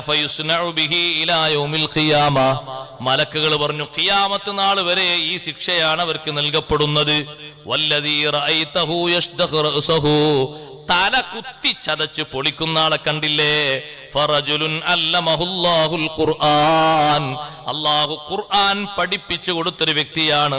ഫനാമ അൻഹു ബില്ലൈൽ, ഖുർആൻ ഓതാതെയാണ് രാത്രി ഉറങ്ങി. വലം യഅമൽ ഫീഹി ബിന്നഹാർ, പകലിൽ ആ ഖുർആൻ അനുസരിച്ച് അമലും ചെയ്തിട്ടില്ല. ജീവിതത്തിൽ ഖുർആൻ അനുസരിച്ച് ഓതിയിട്ടുമില്ല, പ്രവർത്തിച്ചിട്ടുമില്ല. ഖുർആൻ എന്തെല്ലാം വിഷയങ്ങൾ അല്ലാഹു പഠിപ്പിക്കുന്നുണ്ട്. പഠിച്ചിട്ടില്ല എന്നല്ല, പഠിച്ചിട്ടുണ്ട്, അള്ളാഹ് പഠിപ്പിച്ചു കൊടുത്തിട്ടുണ്ട്. പക്ഷെ ആ ഖുർആൻ അനുസരിച്ചുള്ള അമല്, ഖുർആൻ അനുസരിച്ച് അമല് ചെയ്യാൻ അള്ളാഹു നമുക്ക് തൗഫീക്ക് നൽകട്ടെ. ഖുർആൻ അനുസരിച്ചുള്ള അമലല്ലേ മഹാന്മാരായ ഫുഖഹാ നമ്മെ പഠിപ്പിക്കുന്ന കർമ്മശാസ്ത്ര പണ്ഡിതന്മാർ. ഫിഖ് അതനുസരിച്ചുള്ള അമലാണ് ഖുർആൻ അനുസരിച്ചുള്ള അമല്. ഹദീസും ഖുർആൻ അനുസരിച്ചുള്ള അമല് എന്ന് പറഞ്ഞാൽ ഫിഖാണ്. ഇതിൽ അപ്പുറപ്പുറം തിരിയാനില്ല. കറക്റ്റാണ് ആ ഫിഖിൽ പറയുന്നതൊക്കെ. ഖുർആനും ഹദീസ് അനുസരിച്ചാണ് ആ പാഠാവലി തയ്യാറാക്കിയത്. കർമ്മശാസ്ത്രം അനുസരിച്ചുള്ള ജീവിതം, അതാണ് സത്യത്തിൽ ഖുർആൻ അനുസരിച്ച് ഹദീസ് അനുസരിച്ചുള്ള ജീവിതം എന്ന് പറഞ്ഞത്. കാരണം ഒരു സുന്നത്തും അവർ വിട്ടുപോയിട്ടില്ല. നിങ്ങൾ നോക്ക്, കർമ്മശാസ്ത്രത്തിൽ ഉളൂ പറയുകയാണെങ്കിൽ ഉളൂവിന്റെ സുന്നത്തുകളൊക്കെ പറയുന്നില്ലേ? പള്ളിയിലേക്ക് ഒരാൾ പ്രവേശിക്കുമ്പോൾ എല്ലാ സുന്നത്തുകളും പറയുന്നില്ലേ? ഹദീസിൽ വന്നതല്ലേ അത്? ഖുർആൻ അതിനെ തെളിവാക്കിയിട്ടല്ലേ അവർ പറയുന്നത്. അപ്പൊ സഹോദരന്മാരെ, ഖുർആൻ അനുസരിച്ചുള്ള അമല് എന്ന് പറഞ്ഞാൽ കർമ്മശാസ്ത്രം കൊണ്ട് ജീവിതത്തിൽ പ്രവൃത്തിബദ്ധതയിൽ വരുത്തലാണ്. ഖുർആൻ ഓതലുമാണ്. രാത്രി ഖുർആൻ ഓതുന്ന വലിയ ശ്രേഷ്ഠതയുണ്ട്, പകലിൽ ഓതുന്നതിനും വലിയ ശ്രേഷ്ഠതയുണ്ട്. കൂടുതൽ മഹത്വപ്പെട രാത്രിയാണ്. അള്ളാഹു തൗഫീഖ് തരട്ടെ. റമളാൻ ഷരീഫല്ലേ, പരിപാടി കൂടുതൽ നീട്ടിക്കൊണ്ടുപോലെ കറക്റ്റ് സമയത്ത് നിർത്തും. അത്തായത്തിന് എഴുന്നേൽക്കുമ്പോൾ ഏറ്റവും അഫ്ളൽ ആ സമയമാണ് ഖുർആൻ ഓതാണ്. അത്തായത്തിന്റെ നേരം 1 പേജ് 2 പേജെങ്കിലും നമ്മൾ ഓതണം. ഭക്ഷണം കഴിക്കാന്നുള്ള ഒരു കർമ്മത്തിന് മാത്രം എണീക്കുന്നവരാകരുത്. അത്തായം എന്ന് പറയുന്ന ശ്രേഷ്ഠമായ ഒരു അമലാണ്. നല്ല നിയ്യത്തൊക്കെ വെച്ച് അത്തായം കഴിക്കണം, നല്ലതാണ്. അല്ലാഹു തആല അതിൽ നമുക്ക് ബർക്കത്ത് ഏറ്റി തരട്ടെ. നിങ്ങൾ അത്തായം കഴിക്കണം. ഫൈന ഫി സുഹൂരി ബറക, അത്തായം കഴിക്കുന്നതിൽ ബർക്കത്തുണ്ട് എന്ന് ഹബീബ് റസൂലുള്ളാഹി സ്വല്ലല്ലാഹു അലൈഹി വസല്ലം പറഞ്ഞതാണ്. നല്ല അമലാണ്. പക്ഷെ അത് മാത്രമാകരുത്. 1-2 പേജ് ഖുർആൻ ഓതാൻ സമയം കിട്ടുമ്പോൾ നമ്മളത് ഓതണം. ഏറ്റവും അഫ്ളലായ സമയമാണല്ലോ റമളാൻ. അല്ലാത്ത കാലത്ത് തന്നെ ഖുർആനുമായി ബന്ധപ്പെടുന്ന നല്ല നല്ല മഹാന്മാരും മഹദിമാരും നമ്മുടെ നാട്ടിലുണ്ട്, ഇപ്പോഴും ഹയാത്തിലുണ്ട്. സുബൈന്റെ മുമ്പ് തന്നെ ഒരു 1/2 ജുസ് 1 ജുസോ ഒക്കെ ഖുർആൻ അവർ ഓതി തീർക്കും. ഏറ്റവും ശ്രേഷ്ഠമായ സമയത്ത് നമ്മളെ കൊണ്ട് കഴിയുന്ന അത്ര കുറച്ചെങ്കിലും കുറച്ച് 1 പേജെങ്കിലും ഓതാൻ കിട്ടിയാൽ ആ അഫ്ളലായ സമയത്ത് ഓതി എന്ന് പറയാലോ. ശുദ്ധ റമളാനിൽ അല്ലാഹു തൗഫീഖ് തരട്ടെ. അതിന് സാധ്യമാകുന്ന സമയങ്ങളിലൊക്കെ അധികരിപ്പിക്കണം. അതാണ് ആ തല കുത്തിച്ചതക്കുന്നത്. ഖുർആനൊക്കെ പഠിപ്പിച്ചു കൊടുത്തിട്ട് ഖുർആനെതിരായി ചെയ്യാന്ന് പറഞ്ഞാൽ വലിയ വിഷയം തന്നെയല്ലേ. ഖുർആന്റെ പഠനങ്ങളൊക്കെ കിട്ടി ഫിഖ്ഹൊക്കെ പഠിച്ചിട്ട് പിന്നെ നേരെ എതിര് ചെയ്യാന്ന് പറഞ്ഞാൽ ഒരുപാടില്ല. കടുത്ത ശിക്ഷയാണ് കിട്ടിയത്. അതൊക്കെ മനസ്സിലാക്കി വെച്ചിരിക്കുന്ന മെമ്മറി തലയിലല്ലേ തലക്കെന്നെ കുത്തിപ്പൊളിച്ച് ചതക്കുന്നത്. വേറെ ചില റിപ്പോർട്ടുകളിൽ തല പൊളിക്കുന്നതിനെ പറ്റി പറഞ്ഞപ്പോ നിസ്കാരത്തിന് കനം ബാധിച്ചത് കൊണ്ടാണെന്ന് അങ്ങനെയും കാണുന്നുണ്ട്, തല കുത്തിച്ചതക്കുന്നിടത്ത്. വേറെ ചില റിപ്പോർട്ടിൽ തല പൊന്താത്തത് കൊണ്ട്. സുബഹിക്ക് തല പൊന്തൂല. നിസ്കാരത്തിന് നിസ്കരിക്കാൻ തലക്കനമുള്ള ആളുകളുടെ തലയാണ് കുത്തിച്ചതക്കുന്നത് എന്ന് ഇതേ രൂപത്തിൽ വന്ന വേറെ ചില റിപ്പോർട്ടിൽ കാണാം. ഇരിക്കട്ടെ സഹോദരങ്ങളെ, ഒരു മാളത്തിന്റെ ഉള്ളിൽ കുറെ ആളുകളെ കത്തിക്കുന്നത് കണ്ടല്ലോ. ഫഹുമുസ്സുനാ, അവരാണ് വേശ്യകൾ, ആണും പെണ്ണും. എത്രയാണ് അനുദിനം വർദ്ധിച്ചു വരുന്നത്, അള്ളാഹു കാത്തിരക്ഷിക്കട്ടെ. വേശ്യാവൃത്തി നാട്ടിലിങ്ങനെ കൊടുമ്പിരി കൊണ്ടുവരികയാണ്. സഹോദരന്മാരെ, മറ്റു രാഷ്ട്രങ്ങളെ അപേക്ഷിച്ച് നമ്മളെ നാട്ടിൽ ഒന്നേ കുറവുള്ളൂ. എന്താ കുറവെന്നറിയോ? ഒരു നിശാ ക്ലബിന്റെ കുറവുണ്ട്. ബാക്കിയെല്ലാം ആയിട്ടുണ്ട്. അള്ളാഹു നമ്മളെ കാത്തിരക്ഷിക്കട്ടെ. അനുദിനം വർദ്ധിക്കുന്ന രോഗമാണത്, അനുദിനം മൂർജിക്കുന്ന രോഗമാണ്. എതിർക്കാൻ വേണ്ടി പോയ ആളുകൾ ഒറ്റപ്പെട്ടു വരുന്നൊരു സാഹചര്യം വരികയാണ്. നമ്മുടെ ഇന്ത്യ രാജ്യത്ത് വരെ ലൈസൻസ് ഉള്ളൊരു സംഘടനയാണത്, ദേശീയ സംഘടന. അവർക്കുണ്ട് ലൈസൻസ്, അവർക്കുണ്ട് അംഗീകാര നമ്പറൊക്കെ, എല്ലാ രാജ്യങ്ങളിലും ഉണ്ട്. അവരെയാണ് ആ കത്തിക്കപ്പെടുന്നത്, ആണും പെണ്ണും. വല്ലദീ റഅയ്തഹു ഫിന്നഹരി, ആ പുഴയിൽ, രക്തപ്പുഴയിൽ കണ്ട മനുഷ്യനില്ലേ, ആ കുലുദ്ദിബാ, പലിശ ഭക്ഷിച്ചവനാണ്. പലിശക്ക് അടിമപ്പെട്ട് അത് മാത്രം ജീവിതത്തിന്റെ തൊഴിലാക്കി കഴിയുക. ലാഭം എന്നുദ്ദേശിച്ചുകൊണ്ട് ആ ലാഭം അങ്ങനെ എടുത്തുകൊണ്ട് ജീവിതം മുന്നോട്ട് നീക്കുക. അധ്വാനത്തിന്റെ ലാഭമാണ് സഹോദരങ്ങളെ ഏറ്റവും നല്ല ലാഭം. അതിൽ നല്ല ബർക്കത്തും അല്ലാഹു തആല തരും.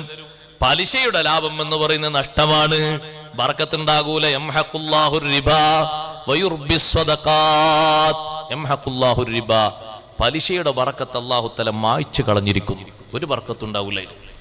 അതുകൊണ്ടൊരു നിലക്കും സാമ്പത്തികമായ പുരോഗതി ഉണ്ടാക്കാൻ കഴിയില്ല. അങ്ങനെ ആരെങ്കിലും നനച്ചെങ്കിൽ അതൊരു വെറുതെയുള്ള ചിന്തയാണ്, നടക്കൂല. അല്ലാഹു തആല അങ്ങനെയാണ് ഖുർആനിലൂടെ നമ്മെ പഠിപ്പിക്കുന്നത്, യംഹഖുല്ലാഹു റിബാ. അതേ സമയത്ത് നല്ല നിലക്ക് അധ്വാനിച്ച് നല്ല നിലക്ക് നേടിയെടുത്തുണ്ടോ, അത് അല്ലാഹു തആല അങ്ങനെ പൊട്ടിപ്പെടുത്തി തരും, വളർത്തിത്തരും. പിന്നെയും പിന്നെയും നിനക്ക് സന്തോഷത്തിന് കൂടുതൽ കൂടുതൽ ഐശ്വര്യം ഉണ്ടാക്കാൻ സൗകര്യം തരും. ചൂഷണ മാർഗത്തിലൂടെ ഉള്ളത് ഒന്നും വളരൂല, വികസിക്കൂല, അത് താഴോട്ടേ പോകും. അത് ഏത് രൂപത്തിൽ വന്നു എന്നും ഏത് രൂപത്തിൽ പോയും നിനക്കറിയില്ല. നഷ്ടമായിരിക്കും ഫുള്ളുണ്ടാകുക.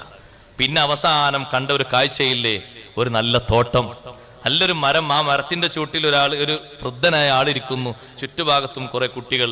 ആ ഇരിക്കുന്ന വൃദ്ധനായ ആൾ എന്നുകൊണ്ട് ഉദ്ദേശിച്ച ഖലീലുല്ലാഹി ഇബ്രാഹിം അലൈഹിസ്സലാം. സംസാരത്തിന് കുറെ മക്കൾ ചുറ്റും ഇരിക്കുന്നുണ്ട്. അവിടെ തീ കത്തിക്കുന്ന കുറെ ആളുകളെ കണ്ടല്ലോ, അത് ബഹുമാനപ്പെട്ട നരകം കാക്കുന്ന മലക്ക് മാലിക് അലൈഹിസ്സലാമാണ്. അവരെ സഹായികളാണ്. ആ മരത്തിന്റെ തൊട്ടപ്പുറത്തന്നെ തീ കത്തിക്കുന്ന കുറെ ആളുകൾ എന്ന് പറഞ്ഞാൽ അവരാണ്. കുറെ മരത്തിന്റെ മുകളിൽ കയറിയിട്ട് കുറെ വീടുകൾ, കൊട്ടാരങ്ങൾ കണ്ടില്ലേ, അതൊക്കെ ദാറു ആമ്മത്തിൽ മുഅ്മിനീൻ, സ്വർഗ്ഗലോകത്ത് മുഅ്മിനീങ്ങൾക്ക് അല്ലാഹു തആല ഒരുക്കി വെച്ച ഭവനങ്ങളാണ്.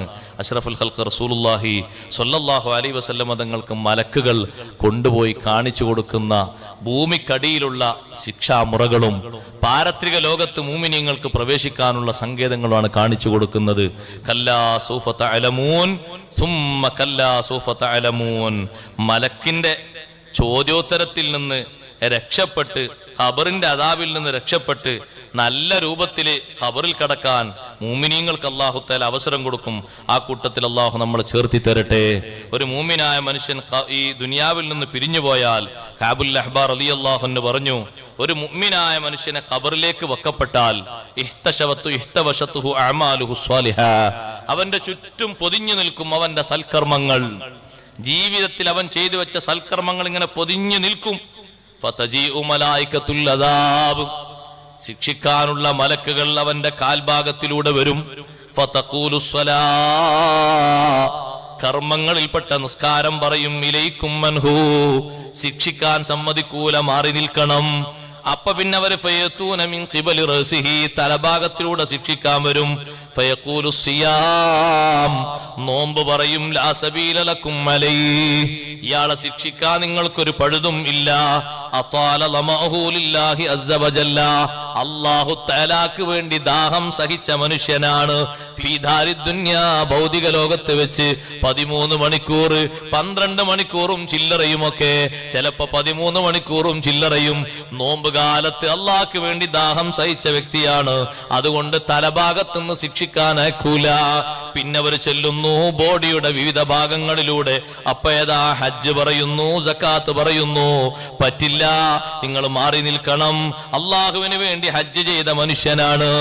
2 കൈഭാഗത്തിലൂടെ വന്ന് കൈ പിടിച്ച് ശിക്ഷിക്കാൻ നോക്കുന്ന സമയത്ത് കൈ കൊണ്ടല്ലേ സ്വതക്ക കൊടുക്കുന്നത്. സ്വതക്ക പറയും കുഫൂൻ സ്വാഹിബി, എന്റെ കൂട്ടുകാരിൽ നിന്ന് മാറി നിൽക്കൂ. ഫകം മിൻ സ്വദഖത്തിൻ ഖറജത് മിൻ ഹാതൈനിൽ യദൈൻ, ഈ 2 കൈകളിൽ നിന്ന് എത്ര ദാനധർമ്മം വന്നിട്ടുണ്ട്. അള്ളാഹുവിന്റെ മാർഗത്തിൽ അള്ളാഹിനെ പൊരുത്തം ആഗ്രഹിച്ച് രഹസ്യമായും പരസ്യമായും ഒരുപാട് ദാനധർമ്മങ്ങൾ വന്നിട്ടുണ്ട്. ചുറ്റും കൂടി നിൽക്കുന്ന അമലുകൾ ശിക്ഷിക്കാൻ ഒരു പഴുതും കൊടുക്കാതെ നിൽക്കുന്ന സമയത്ത് ഫയുഖാലു ലഹു, അക്കടക്കുന്ന മനുഷ്യനോടൊരു വാക്ക് പറയപ്പെടും, നംഹനീആ, സന്തോഷവാനായി വിശ്രമിച്ചോ. തിബ്ത ഹയ്യൻ വതിബ്ത മൈതാ, ജീവിതകാലത്തും നീ വിശുദ്ധനായി, മരണത്തിന്റെ ശേഷവും നിനക്ക് സന്തോഷമാണ്. 2 സമയത്തും സന്തോഷം.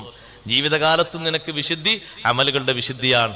ഖബറിലെത്തിയിട്ടും നിനക്ക് സന്തോഷം, നിനക്ക് അദാബില്ല. ആ കൂട്ടത്തിൽ അല്ലാഹു തആല ഉൾപ്പെടുത്തി തരട്ടെ. ഈ വിഷയം വിശദീകരിച്ചുകൊണ്ട് ബഹുമാനപ്പെട്ട ഖുർത്തുബി ഇമാം തങ്ങൾ പറഞ്ഞു, നല്ല ഇഖ്ലാസോടെ അമൽ ചെയ്തവർക്ക് കിട്ടുന്ന കാര്യമാണിത്.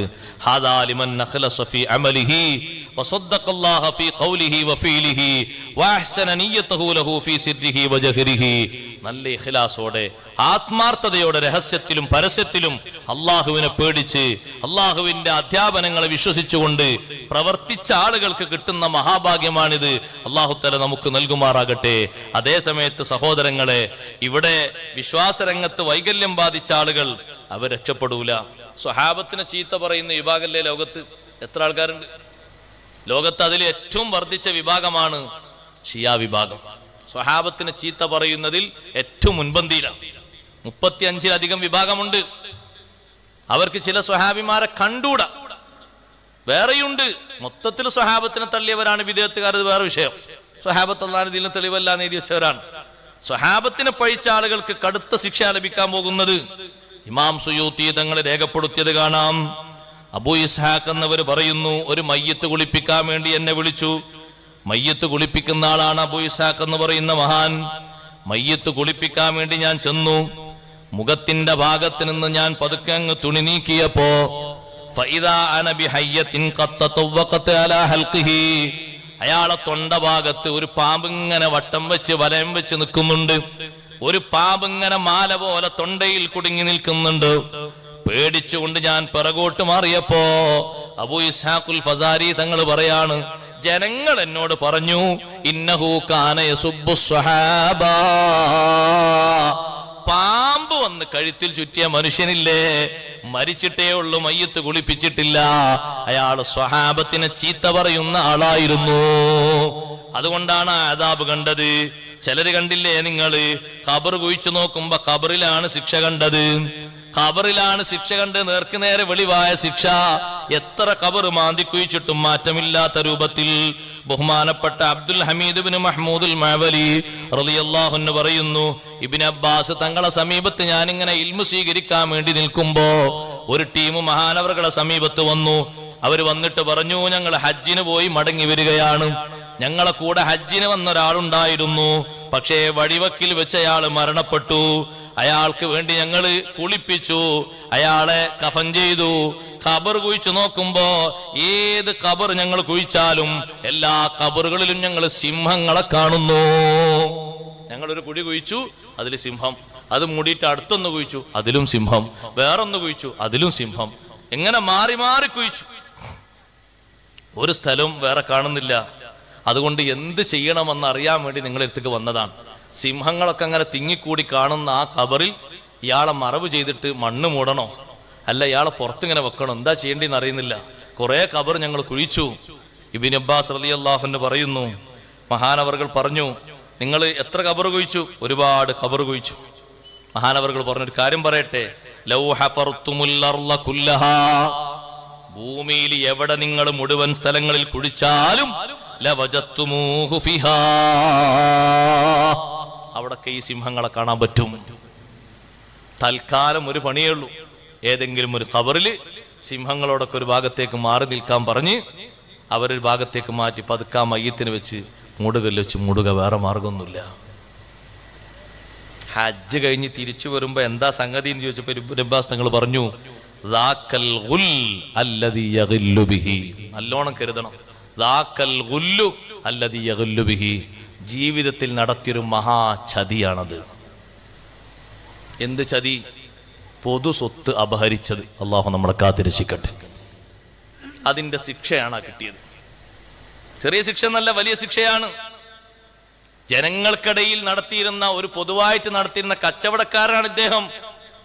എന്നിട്ട് ആ ഹാജിമാര് പറഞ്ഞു, ഞങ്ങൾ നാട്ടിലെത്തിയപ്പോ ഭാര്യനോട് ചോദിച്ചു, ഭർത്താവ് എന്ത് പണിയാ ചെയ്തിരുന്നത്? ഭാര്യ പറഞ്ഞു, കാനേ ബിഉത്ആം, ഭക്ഷണം വിൽപ്പന നടത്തിയിരുന്ന ഒരാളായിരുന്നു. പക്ഷേ ഓരോ ദിവസവും ഭക്ഷണം അദ്ദേഹം, കുടുംബത്തിന് വേണ്ടിയുള്ള ഭക്ഷണം അദ്ദേഹം എടുക്കും. എന്നിട്ടോ സഹോദരങ്ങളെ, പിന്നെ പഴകിയ ഭക്ഷണങ്ങൾ പലതും ചേർത്ത്, പലതും വീണ്ടും ചേർത്ത്, പഴകിയതൊക്കെ ചേർത്ത് പുതിയ മോഡലാക്കി വീണ്ടും ജനങ്ങൾക്ക് വിൽപ്പന നടത്തും. ആളുകൾക്ക് നടത്തിയ ഒരു ചതി, ഒരു പറ്റിക്കൽ വളരെ അനിവാര്യമായി ശ്രദ്ധിക്കേണ്ട ഒന്നാണ്. അല്ലാഹു തആല നമുക്ക് എത്ര ഹലാലാ രൂപത്തിൽ സ്വത്ത് തരാൻ അല്ലാഹ് ഖലാക്കിയിട്ടുണ്ടോ അതൊക്കെ തരും. തരൂലേ? ഉറുപ്പ്യ കുറക്കോ? അല്ലാഹുമ്മ ലാ മാനിയ ലിമാ അഅ്തൈത, തരാൻ അല്ലാഹ് കണക്കാക്കിയതൊക്കെ തരും. ആരും ബേജാറാകണ്ട. തരാൻ കണക്കാക്കിയിട്ടില്ലേ ആരെ കൊണ്ടും തരാൻ കഴിയുകയില്ല.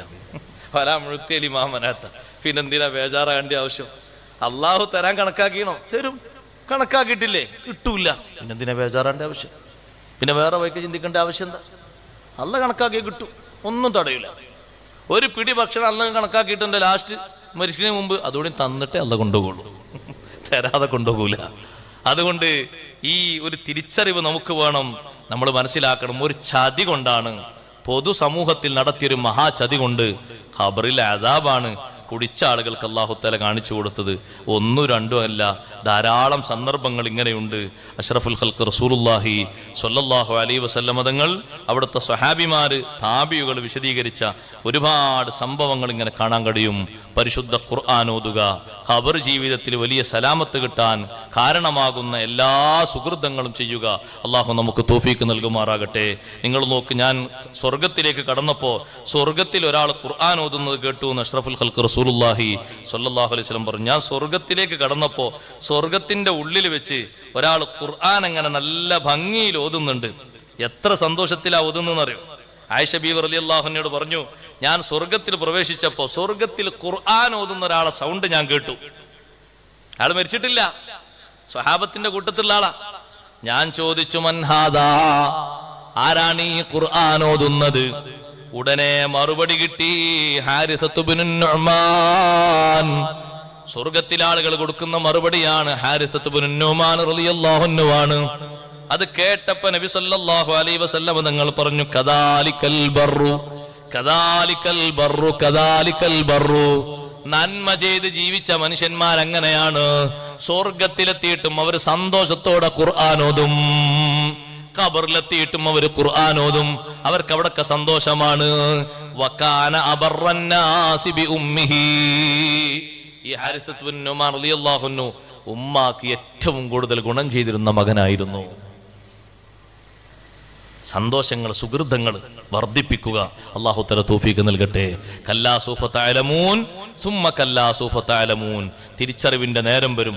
ഖബറിൽ നിന്ന് എഴുന്നേറ്റ് വരുമ്പോഴും എല്ലാ ആളുകൾക്കും തിരിച്ചറിയും, ഞാനിപ്പോ നല്ല രൂപത്തിലാണോ അല്ല ഏത് രൂപത്തിലാ പോകുന്നത്. എഴുന്നേറ്റ് വരുമ്പോ തന്നെ മനസ്സിലാകും, എഴുന്നേറ്റ് വരുമ്പോ തന്നെ മനസ്സിലാകും. ഖബറിൽ നിന്ന് എഴുന്നേറ്റ് വരുമ്പോ വജാഅത്തു കുല്ലു നഫ്സിൻ മഅഹാ സായിഖും വശഹീദ്. ഓരോരുത്തരും ഖബറിൽ നിന്ന് എഴുന്നേൽക്കുമ്പോ ഓരോരുത്തരുടെ കൂടെയും രണ്ടാളുകൾ ഉണ്ടാവും, രണ്ട് മലക്കുകൾ. മഅഹാ സായിഖുൻ വശഹീദ്. ഒരാൾക്ക് അല്ലാഹ് പറഞ്ഞ പേര് സായിഖ് എന്നാണ്, സായിഖ് എന്ന് പറഞ്ഞാൽ ഇങ്ങനെ തെളിക്കുന്ന ആള്, നടക്കാൻ വേണ്ടി മുന്നോട്ട് ഇങ്ങനെ നയിക്കുന്ന ആള്. നമ്മൾ ഈ ഡ്രൈവർമാർക്ക് സവ്വാക്ക് എന്ന് പറയാറുണ്ട് സാധാരണ അറബിയിൽ. അയാളാണല്ലോ വണ്ടിയുള്ള ആൾക്കാരൊക്കെ മുന്നോട്ട് കൊണ്ടുപോകുന്ന നയിക്കുന്ന ആള്. സായിഖുൻ, മുന്നോട്ട് ഇങ്ങനെ നടത്തുന്നൊരു മലക്ക്. മറ്റൊരു മലക്ക് വശഹീദ്, അനുകൂലമായിട്ടാണെങ്കിൽ അനുകൂല സാക്ഷി പറയും, പ്രതികൂലമായിട്ടാണെങ്കിൽ പ്രതികൂല സാക്ഷി പറയും. സാക്ഷിയായ മലക്ക് കൂടെ ഉണ്ട്. ആ മലക്ക് പറയും, നീ വലിയ ഭാഗ്യവാനാണ്, എത്ര മജ്‌ലിസിലാ നീ പങ്കെടുത്തത്, എത്ര ജമാഅത്തിലാ നീ സംബന്ധിച്ചത്, എത്ര സാധുക്കളെയാ സംരക്ഷിച്ചത്, എത്ര പ്രവർത്തനങ്ങളാ നടത്തിയത്, എത്ര ദീനീ ഖിദ്മകളിലാ നീ സഹകരിച്ചത്, മേൽനോട്ടം നൽകിയത്. ഓരോ ഖൈറുകളും എണ്ണിപ്പറയും. നിന്റെ കൂടെ എത്ര ജമാഅത്തിലാ ഞാനൊക്കെ പങ്കെടുത്തത്, എത്ര ജുമയിലാ പങ്കെടുത്തത്, ഒരു ജുമ നഷ്ടമായപ്പോൾ നിന്റെ വിഷമത്രയായിരുന്നു, ഇതൊക്കെ എണ്ണിപ്പറയും. അനുകൂലമാണെങ്കിൽ പ്രതികൂലമാണെങ്കിൽ ആ പ്രതികൂലാവസ്ഥകളൊക്കെ പറയും. അള്ളാഹു കാത്തിരക്ഷിക്കട്ടെ. അനുകൂലമായിട്ടാണെങ്കിൽ ഈ നടക്കുന്ന നടത്തത്തിൽ സന്തോഷമാണ്. നമ്മളെ കൂടെ ഒരാൾ ഈ ബീച്ചിൽ നടക്കാനുണ്ട്, അയാൾ ഒരുപാട് നന്മ നിറഞ്ഞ വർത്തമാനങ്ങൾ പറയുന്ന ആളാണെങ്കിൽ അയാളെ കൈ വിടാതെ നമ്മളങ്ങനെ കൊണ്ടുപോകും. കാരണം കേൾക്കാൻ നല്ല സന്തോഷമാണത്. നല്ല വർത്തമാനങ്ങളാണ്, ഇൽമാണ് അയാളിൽ നിന്ന് കിട്ടുന്നത്. ഓരോന്നോരോന്ന് പഴയ കാലത്തെ ചരിത്രങ്ങൾ അല്ലെങ്കിൽ മസാലകൾ അല്ലെങ്കിൽ കിട്ടാത്ത അറിവുകൾ കിട്ടുന്നെങ്കിൽ അയാളെ കൈ നമ്മൾ വിടൂല, എത്ര നേരം വന്നാലും പിടിച്ചുണ്ടോ. അതേ സമയത്ത് കേൾക്കാൻ ഒരു നിലക്കും സുഖകരമല്ലാത്ത സംസാരങ്ങളാണെങ്കിൽ എന്നാ ശരി കേട്ടോ, അസ്സലാമു അലൈക്കും, പിന്നെ കാണാം, കഴിഞ്ഞു, അത് കഴിഞ്ഞില്ലേ. പക്ഷെ ഈ മലക്കിനങ്ങനെ വിടാൻ പറ്റൂല, മലക്ക് നമ്മളെ വിടൂല. അനുകൂലമായി പറയുന്ന മലക്കാണെങ്കിൽ ആ നടക്കുന്ന നടത്തൊക്കെ സന്തോഷാണ്. മഹ്ശറിലേക്ക് പോകുന്ന കോഴിക്കോട്ടങ്ങാടി എന്നാണെങ്കിൽ ഒരുപാട് ദൂരം സഞ്ചരിക്കണമോ, വാഹനത്തിലാകട്ടെ അല്ലാതെയാകട്ടെ, രണ്ടാള് കൂടെയുണ്ട്. അനുകൂലമായിട്ട് നിന്റെ 50 വർഷത്തെ ജീവിതത്തിലെ നിന്റെ പ്രായപൂർത്തിക്ക് ശേഷം കൂട്ടിക്കോ, അല്ലെങ്കിൽ 40 വർഷം അല്ലെങ്കിൽ 60 വർഷം, ആ ജീവിതത്തിലെ നല്ല കഥകൾ, നല്ല അനുകൂല വർത്തമാനങ്ങൾ ഓരോന്നും എണ്ണി പറയുകയാണെങ്കിൽ മനസ്സിന്റെ സന്തോഷം എത്രയാണ്. പോയി നിൽക്കാനെത്തുന്ന പോയിന്റ് വരെ സന്തോഷമാണ്. അതേ സമയത്ത് പ്രതികൂലാവസ്ഥ പറയുകയാണെങ്കിൽ സങ്കടമാണ്, തീർത്താൽ തീരാത്ത സങ്കടമാണ്. പിന്നെ കരഞ്ഞിട്ടൊരു ശഫാഅത്തും ഒരു കാര്യവും കിട്ടാനില്ല. ആ മലക്ക് പ്രതികൂലമായിട്ടാ നമ്മളോട് പറയുന്നെങ്കിൽ നമുക്ക് വല്ലാത്ത വിഷമമാണ്. സഹോദരങ്ങളെ, ഖബറിൽ പ്രവേശിക്കുമ്പോഴും അങ്ങനെ തന്നെയാണ്. തിരിച്ചറിവ് അല്ലാഹു നൽകുന്നുണ്ട്. മുൻകർ നക്കീർ അലൈഹി വസ്സലാത്തു വസ്സലാം വരുന്നതിന്റെ മുമ്പ് ഖബറിലേക്ക് രണ്ടാലൊരു രൂപം വരുമെന്ന് ഹബീബ് റസൂലുള്ളാഹി സ്വല്ലല്ലാഹു അലൈഹി വസല്ലം. രണ്ടാലൊരു രൂപം വരും. ഒരു രൂപം കാണാൻ നല്ല സൗന്ദര്യമുള്ള, നല്ല സുഗന്ധം അടിച്ചു വീശുന്ന, കണ്ടാലും കണ്ണ് മാറ്റാൻ കഴിയാത്ത അത്രയും സൗന്ദര്യമുള്ള രൂപം. സംസാരിച്ചാലോ സംസാരം നിർത്താൻ തോന്നൂല. ചോദിക്കും മനുഷ്യൻ, നീ ആരാണ്? മൻ അൻതല്ലദീ മന്നല്ലാഹു അലയ്യ ബിക ഫവജ്ഹുകൽ വജീഹു യജീഉ ബിൽ ഖൈർ. നീ ആരാണ്? നിന്റെ മുഖം കണ്ടിട്ട് ഒരുപാട് നന്മകളുണ്ടല്ലോ, ഒരുപാട് സന്തോഷങ്ങൾ കൊണ്ടുവരാന്ന മുഖമാണല്ലോ, നീ ആരാണ്? ഉടനെ പറയുന്ന വർത്തമാനം അനഅമലുക സ്വാലിഹൂ. ജീവിതത്തിൽ വിടാതെ ചെയ്ത സുഹൃതങ്ങളില്ലേ, സമയത്ത് ഓരോന്നോരോന്ന് എണ്ണി നീ ചെയ്തില്ലേ, പതിവായി ചെയ്യുന്നൊരു സുഹൃതങ്ങളും നീ വിട്ടിട്ടില്ലല്ലോ. അന്ന് നിന്റെ കൂടെ ഒരുപാട് സഹായികളുണ്ട്, നന്മക്ക് നിനക്ക് സഹായിക്കാൻ സഹപ്രവർത്തകരുണ്ട്, മേൽനോട്ടം വഹിക്കാൻ ഉസ്താദുമാരുണ്ട്, സാദാത്തുക്കളുണ്ട്, നിന്റെ കൂടെ ഒരുപാട് അനുയായികളുണ്ട്, നിനക്ക് നന്മക്ക് ശക്തി പകരാൻ നിന്റെ മക്കളുണ്ട്, കുടുംബമുണ്ട്, ഭാര്യയുണ്ട്, ബാപ്പയുണ്ട്, ഉമ്മയുണ്ട്. ആ നിലക്കൊരു സന്തോഷം അന്നുണ്ടായിരുന്നു. ഇന്ന് നീ തനിച്ചല്ലേ, നീ ഒറ്റക്കാകാൻ പാടില്ല. നിനക്ക് ടൈം പാസിന് വേണ്ടി അള്ളാഹു എന്നെ വിട്ടതാണ്. അതുകൊണ്ട് നല്ല ഉറച്ചു നിന്നോളണം. ഇപ്പോൾ കുറച്ചു നേരം കഴിഞ്ഞാൽ മുൻകർ നക്കീർ അലൈഹി വസ്സലാത്തു വസ്സലാം വരും. അവർ ചോദ്യങ്ങൾ ചോദിക്കും, വയ്യേ അതിന്റെ പിന്നാലെ ഞാൻ വരും. സന്തോഷത്തോടെ വർത്തമാനം പറഞ്ഞിരിക്കാം. ദുനിയാവുന്ന് തന്നെ അങ്ങനെ ഒരു ചാൻസ് കിട്ടിയ മഹാനാണ് ഖലീലുല്ലാഹി ഇബ്രാഹിം അലൈഹിസ്സലാം. ഇബ്രാഹിം നബി അലൈഹി സ്വലാമിനെ തീയിലേക്ക് വലിച്ചെറിഞ്ഞു. എന്തായി നോക്കാൻ വേണ്ടി നമ്രൂദ് ഇങ്ങനെ മലയുടെ കുറെ ഉയരമുള്ള മലയുടെ മുകളിൽ പോയി ഇങ്ങനെ താഴോട്ട് നോക്കി. ഇബ്രാഹിം നബി അലൈഹി സ്വലാം ഇങ്ങനെ ആ തീയിന്റെ ഉള്ളിൽ ഇങ്ങനെ ഇബ്രാഹിം നബിന്റെ ശരീരമൊക്കെ ഇങ്ങനെ കാണുന്നുണ്ട്. വിളിച്ചു, ഇബ്രാഹിം എന്ന് വിളിച്ചു. ആ എന്താന്ന് വെച്ചു, എങ്ങനെയുണ്ടെന്ന് വെച്ചു. നല്ല സന്തോഷത്തിലാന്ന് പറഞ്ഞു. നല്ല സന്തോഷത്തിലാണ്. അപ്പൊ നമ്രൂദ് ചോദിച്ചു, നിന്റെ അപ്പുറത്താരാ ഇരിക്കുന്ന ഒരാളെ കാണുന്നുണ്ടല്ലോ, ഒരു രൂപം ഇങ്ങനെ കാണുന്നുണ്ടല്ലോ, ആ നീ അത് കാണുന്നുണ്ടോ? ദാലിക മലക്കുല്ലില്ലി, അത് തണൽ കൊണ്ട് അള്ളാഹു ഏൽപ്പിച്ച മലക്കാണ്. ഞാൻ ആവശ്യപ്പെട്ടിട്ട് അള്ളാഹു തന്നതല്ല, ഞാൻ ഇവിടെ ഒറ്റക്കല്ലേ, എന്റെ ടൈം പാസിന് വേണ്ടി തന്നതാണ്, നേരം പോക്കിന് വേണ്ടി. എത്ര ദിവസമാണ് സന്തോഷത്തോടെ കഴിഞ്ഞത്? 50 ദിവസമാണ്. ഇബ്രാഹിം നബി അലൈഹി സ്വലാം പിന്നീട് പറഞ്ഞിട്ടുണ്ട്, ദുനിയാവിൽ ഇത്ര നല്ല സുഖം കിട്ടിയ ദിനങ്ങൾ വേറല്ല.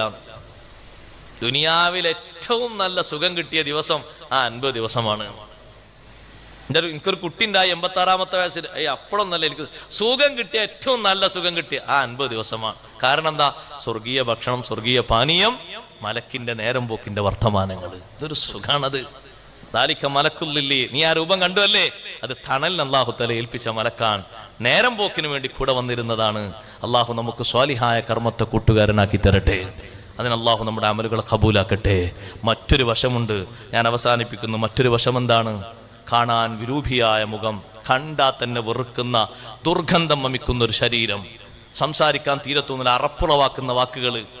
നീ ആരാന്ന് ചോദിക്കും. നിന്നെ കണ്ടാൽ തന്നെ ഇടങ്ങേറാണല്ലോ എന്ന് പറയും. ഞാൻ ആരാന്നറിയോ? അന അമലുക്കൽ ഖബീസ്, നിന്റെ ദുഷ്കർമ്മങ്ങളാണ്. നിനക്ക് നന്മയേക്കാൾ മുൻതൂക്കം കൂടുതലുള്ള ദുഷ്കർമ്മങ്ങളാണ്. അതൊക്കെ ചെയ്യുമ്പോൾ നിനക്ക് ഒരുപാട് കൂട്ടുകാരുണ്ടായിരുന്നു, സഹായികൾ ഉണ്ടായിരുന്നു. അടിച്ചു പൊളിച്ചിട്ടാണ് നീ ചെയ്തത്, ഒരു പ്രശ്നമില്ലായിരുന്നു. നാട്ടുകാർ പലരും നിന്നോട് പറഞ്ഞു അങ്ങനൊന്നും ചെയ്യല്ല. നിങ്ങൾ ആരാത് പറയാൻ? എൻ്റെ കൂടെ ഒരുപാട് ആൾക്കാരുണ്ട്, നേതാക്കളുണ്ട്, തമ്പുരാക്കന്മാരുണ്ട്, പലരും ഉണ്ട്. ഇന്ന ആരും ഒന്നും ചെയ്യൂല, ഞാൻ എന്തിവിടെ ചെയ്താലും എന്നെ മോചിപ്പിക്കാൻ ആൾക്കാരുണ്ട്. പലതും പറഞ്ഞിട്ടല്ലേ നീ ഒരുപാട് തിന്മകൾ ചെയ്തിരുന്നത്. അവരൊക്കെ സപ്പോർട്ടിങ് ഉണ്ടായിരുന്നില്ലേ? ഇന്ന് നീ ഇവിടെ വിശ്രമിച്ച് സ്വസ്ഥമായി കിടക്കരുത്, നിനക്ക് ശല്യത്തിനാണ് ഞാൻ വന്നത്. പുനരുദ്ധാരണ ദിവസം വരെ നിനക്ക് ശല്യം ചെയ്യാനാ വന്നത്, സ്വസ്ഥത നഷ്ടപ്പെടുത്താനാ വന്നത്. അതാകരുത് നമ്മുടെ ഖബർ. അള്ളാഹു നമ്മളെ കാത്തിരക്ഷിക്കട്ടെ. സ്വാലിഹായ അമല് വന്ന് പിന്തുണയേകുന്ന, സൽക്കാരം നൽകുന്ന, സന്തോഷമേകുന്ന ഖബർ ജീവിതം അള്ളാഹു നൽകുമാറാകട്ടെ. കല്ലാ സൗഫ തഅലമൂൻ, മരണം വന്നെത്തുമ്പോൾ തിരിച്ചറിയുന്ന നേരത്ത് ഈമാനോടെ പിന്തിരിയാൻ അള്ളാഹു തൗഫീഖ് നൽകട്ടെ. സുമ്മ കല്ലാ സൗഫ തഅലമൂൻ, ഖബർ ജീവിതത്തിലും പുനരുദ്ധാരണ ജീവിതത്തിലും സന്തോഷത്തോടെ മുന്നോട്ട് പോകാൻ അള്ളാഹു നമുക്ക് തൗഫീഖ് നൽകുമാറാകട്ടെ. ബഹുമാനപ്പെട്ട ഇമാം യാഫിഈ റളിയല്ലാഹു അൻഹു ഖബർ ജീവിതത്തെ സംബന്ധിച്ച് വിലയിരുത്തിയിട്ട് നമ്മോടൊരു സംഭവം പറയുന്നു, ബറക്കത്തിന് വേണ്ടി. അതുമാത്രം ഉദ്ധരിച്ച് ഇൻഷാ അല്ലാഹ് ദുആയിലേക്ക് പ്രവേശിക്കുകയാണ്. പണ്ഡിതന്മാരിൽ വലിയൊരു പണ്ഡിതനാണ് ബഹുമാനപ്പെട്ട സ്വാലിഹുൽ മുദ്ദി റളിയല്ലാഹു അൻഹു. സ്വാലിഹുൽ മുദ്ദി തങ്ങൾ പറയുന്നു, ഞാനൊരു ദിവസം നാട്ടിലെ വലിയ ജുമുഅത്ത് പള്ളിയിൽ രാവ്, ജുമുഅന്റെ രാത്രി ഫജ്റിൽ സുബ്ഹി നിസ്കരിക്കാൻ വേണ്ടി ഞാൻ ചെന്നു. വെള്ളിയാഴ്ച രാവാണ്. വെള്ളിയാഴ്ച രാവിൽ സുബ്ഹി നിസ്കരിക്കാൻ ഞാൻ ചെന്നു. സുബ്ഹി നിസ്കാരം കഴിഞ്ഞ് തൊട്ടപ്പുറത്തുള്ള മഖ്ബറയിലൂടെ നടന്നു പോയപ്പോ അവിടെ ഒരു ഖബറിന്റെ സമീപത്ത് ഞാൻ അങ്ങനെ ഇരുന്നു. ഇരുത്തത്തിൽ ഞാൻ അങ്ങനെ ഉറങ്ങിപ്പോയി. ഉറക്കത്തിൽ ഞാൻ കാണുന്ന കാഴ്ച, ആ മഖ്ബറയിലുള്ള ആളുകൾ മുഴുവനും പുറത്തേക്ക് വന്നിരിക്കുന്നു. ഖബറാളികൾ ഖബറിൽ നിന്ന് പുറത്തേക്ക് വന്ന് സംഘങ്ങളായി ഇരുന്നവർ സംസാരിക്കുന്നു. പക്ഷേ ഒരു ചെറുപ്പക്കാരൻ മാത്രം പുറത്തു വന്നിട്ടില്ല. പഴകിയ വസ്ത്രങ്ങൾ ധരിച്ചൊരു ചെറുപ്പക്കാരനെ ഞാൻ കണ്ടു. അയാൾ ഖബറിന്റെ ഒരു ഭാഗത്ത് ടെൻഷനോടെ ഇരിക്കുന്നു. ഒറ്റക്കാണ് ഇരിക്കുന്നത്, കൂടെ ആരുമില്ല. അതാ കുറച്ചു നേരം കഴിഞ്ഞു.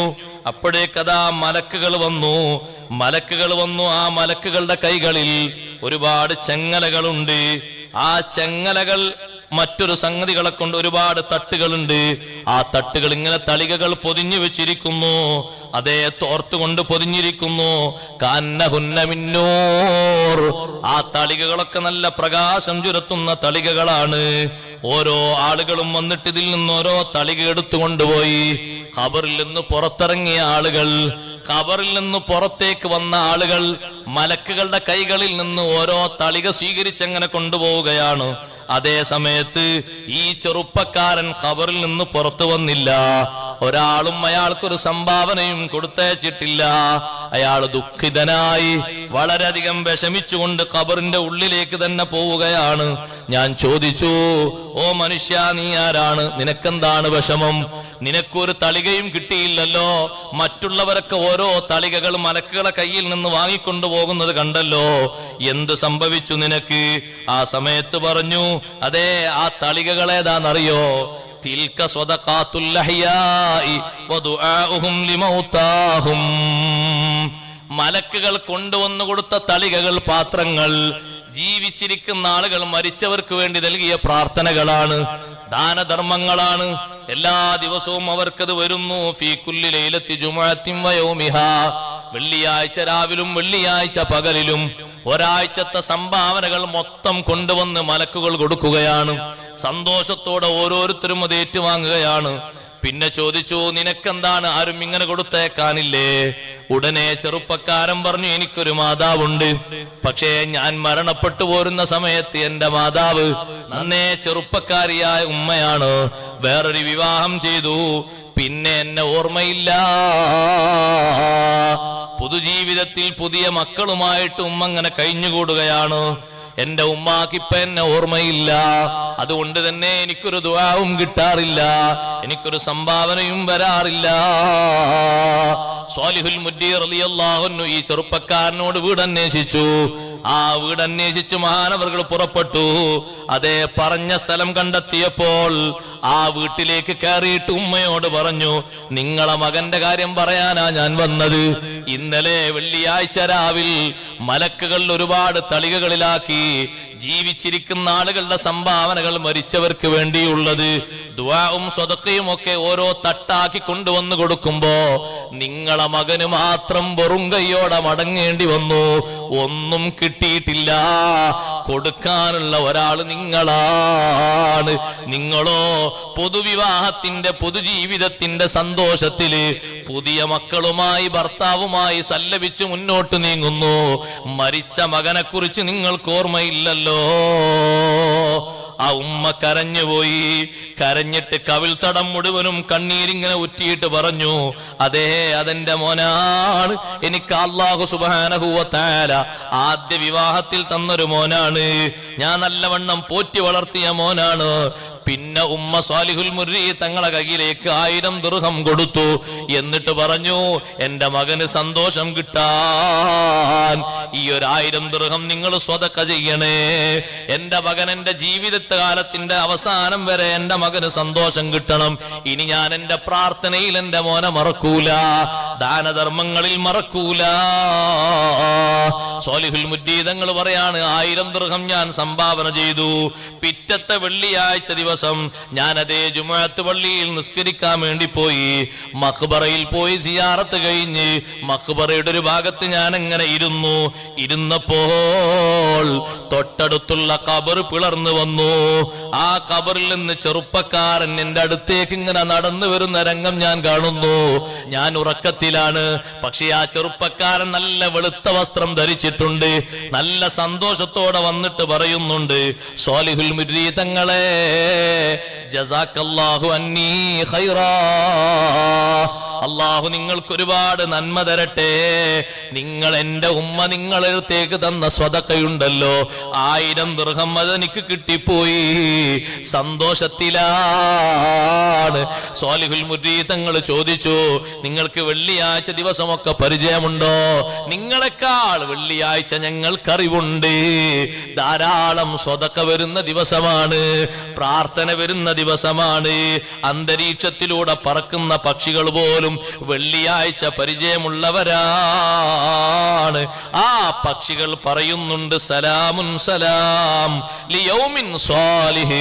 വെള്ളിയാഴ്ചയായാൽ പക്ഷികൾ പറയാറുണ്ട്, ഇന്ന് നല്ല ദിവസമാണ്, സമാധാനത്തിന്റെ ദിവസമാണ്, ഖബർ ശിക്ഷയിൽ ഇളവ് ലഭിക്കുന്ന ദിവസമാണ്. ഖബർ ജീവിതത്തിൽ സന്തോഷമുണ്ടാകാനുള്ള സൂറത്തുകൾ നമ്മൾ പതിവായി ഓതണം. തബാറക സൂറത്തും സൂറത്തു സജദയും അതുപോലെ തന്നെ ഇദാ വഖഅത്തി സൂറത്തും. ഇതൊന്നും ഓതാതെ ഒരു ദിവസവും ഹബീബ് റസൂലുള്ളാഹി സ്വല്ലല്ലാഹു അലൈഹി വസല്ലം തങ്ങൾ ഉറങ്ങാറില്ല. നമ്മുടെ ജീവിതത്തിലും അത് പതിവാക്കണം. ഒഴിവ് കിട്ടുന്ന നേരത്തൊക്കെ പള്ളിയിൽ ചെന്നാൽ ശമ്പളവും മറ്റൊന്നും ഉദ്ദേശിക്കാതെ അള്ളാഹിന്റെ പൊരുത്തം പ്രതീക്ഷിച്ച് നല്ല വാങ്ങു കൊടുക്കണം. അത് സന്തോഷത്തിന്റെ ഒരു അമലാണ്, ഖബറിൽ തിളക്കമാർന്നൊരു അമലാണ്.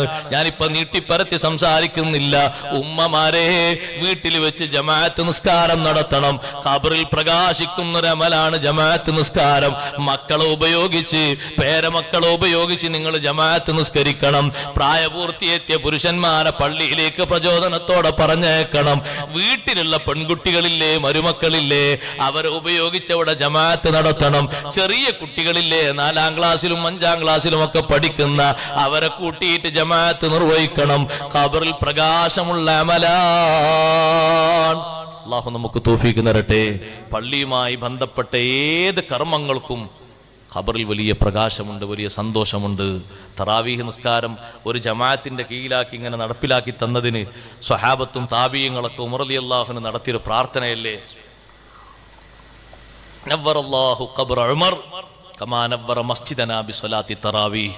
തറാവീഹ് നിസ്കാരം ഒരു ഇമാമിന്റെ കീഴിലാക്കിയിട്ട് നല്ല സന്തോഷത്തോടെ പ്രകാശിപ്പിച്ച് തന്നതുകൊണ്ട് ഉമർ ബിൻ ഖത്താബ് തങ്ങളെ ഖബറും അല്ലാഹു പ്രകാശിപ്പിക്കട്ടെ എന്ന് സ്വഹാബത്ത് താബീയങ്ങളൊക്കെ ദുആ ചെയ്തു. അതുവരെ തറാവീഹ് നിസ്കാരം ഒറ്റക്കൊറ്റക്ക് 20 റക്അത്ത് നിസ്കരിച്ചു പോകുന്ന ശൈലിയായിരുന്നു. ഒരു ഇമാമിന്റെ കീഴിൽ ഉബയ്യ് ഇബ്നു കഅബ് റളിയല്ലാഹുവിന്റെ കീഴിൽ 23 റക്അത്ത് നീണ്ട നിസ്കാരങ്ങൾ സ്വഹാബത്ത് നിർവഹിച്ചു. ആ ഒരു സന്തോഷത്തിന് കാരണമായി വർത്തിച്ചത് അമീറുൽ മുഅ്മിനീൻ ഉമർ ബിൻ ഖത്താബ് റളിയല്ലാഹു അൻഹുവാണ്. അത് ഖബറിലേക്ക് നിത്യമായി നിതാന്തമായി ഇപ്പോഴും കിട്ടിക്കൊണ്ടിരിക്കുന്ന ഒരു പ്രകാശമാണ്. അതിന് ആ താവഴി പിന്തുടർന്ന് ചെയ്യുന്ന നമുക്കും അല്ലാഹു ഖബർ ജീവിതത്തിൽ സന്തോഷം തരട്ടെ.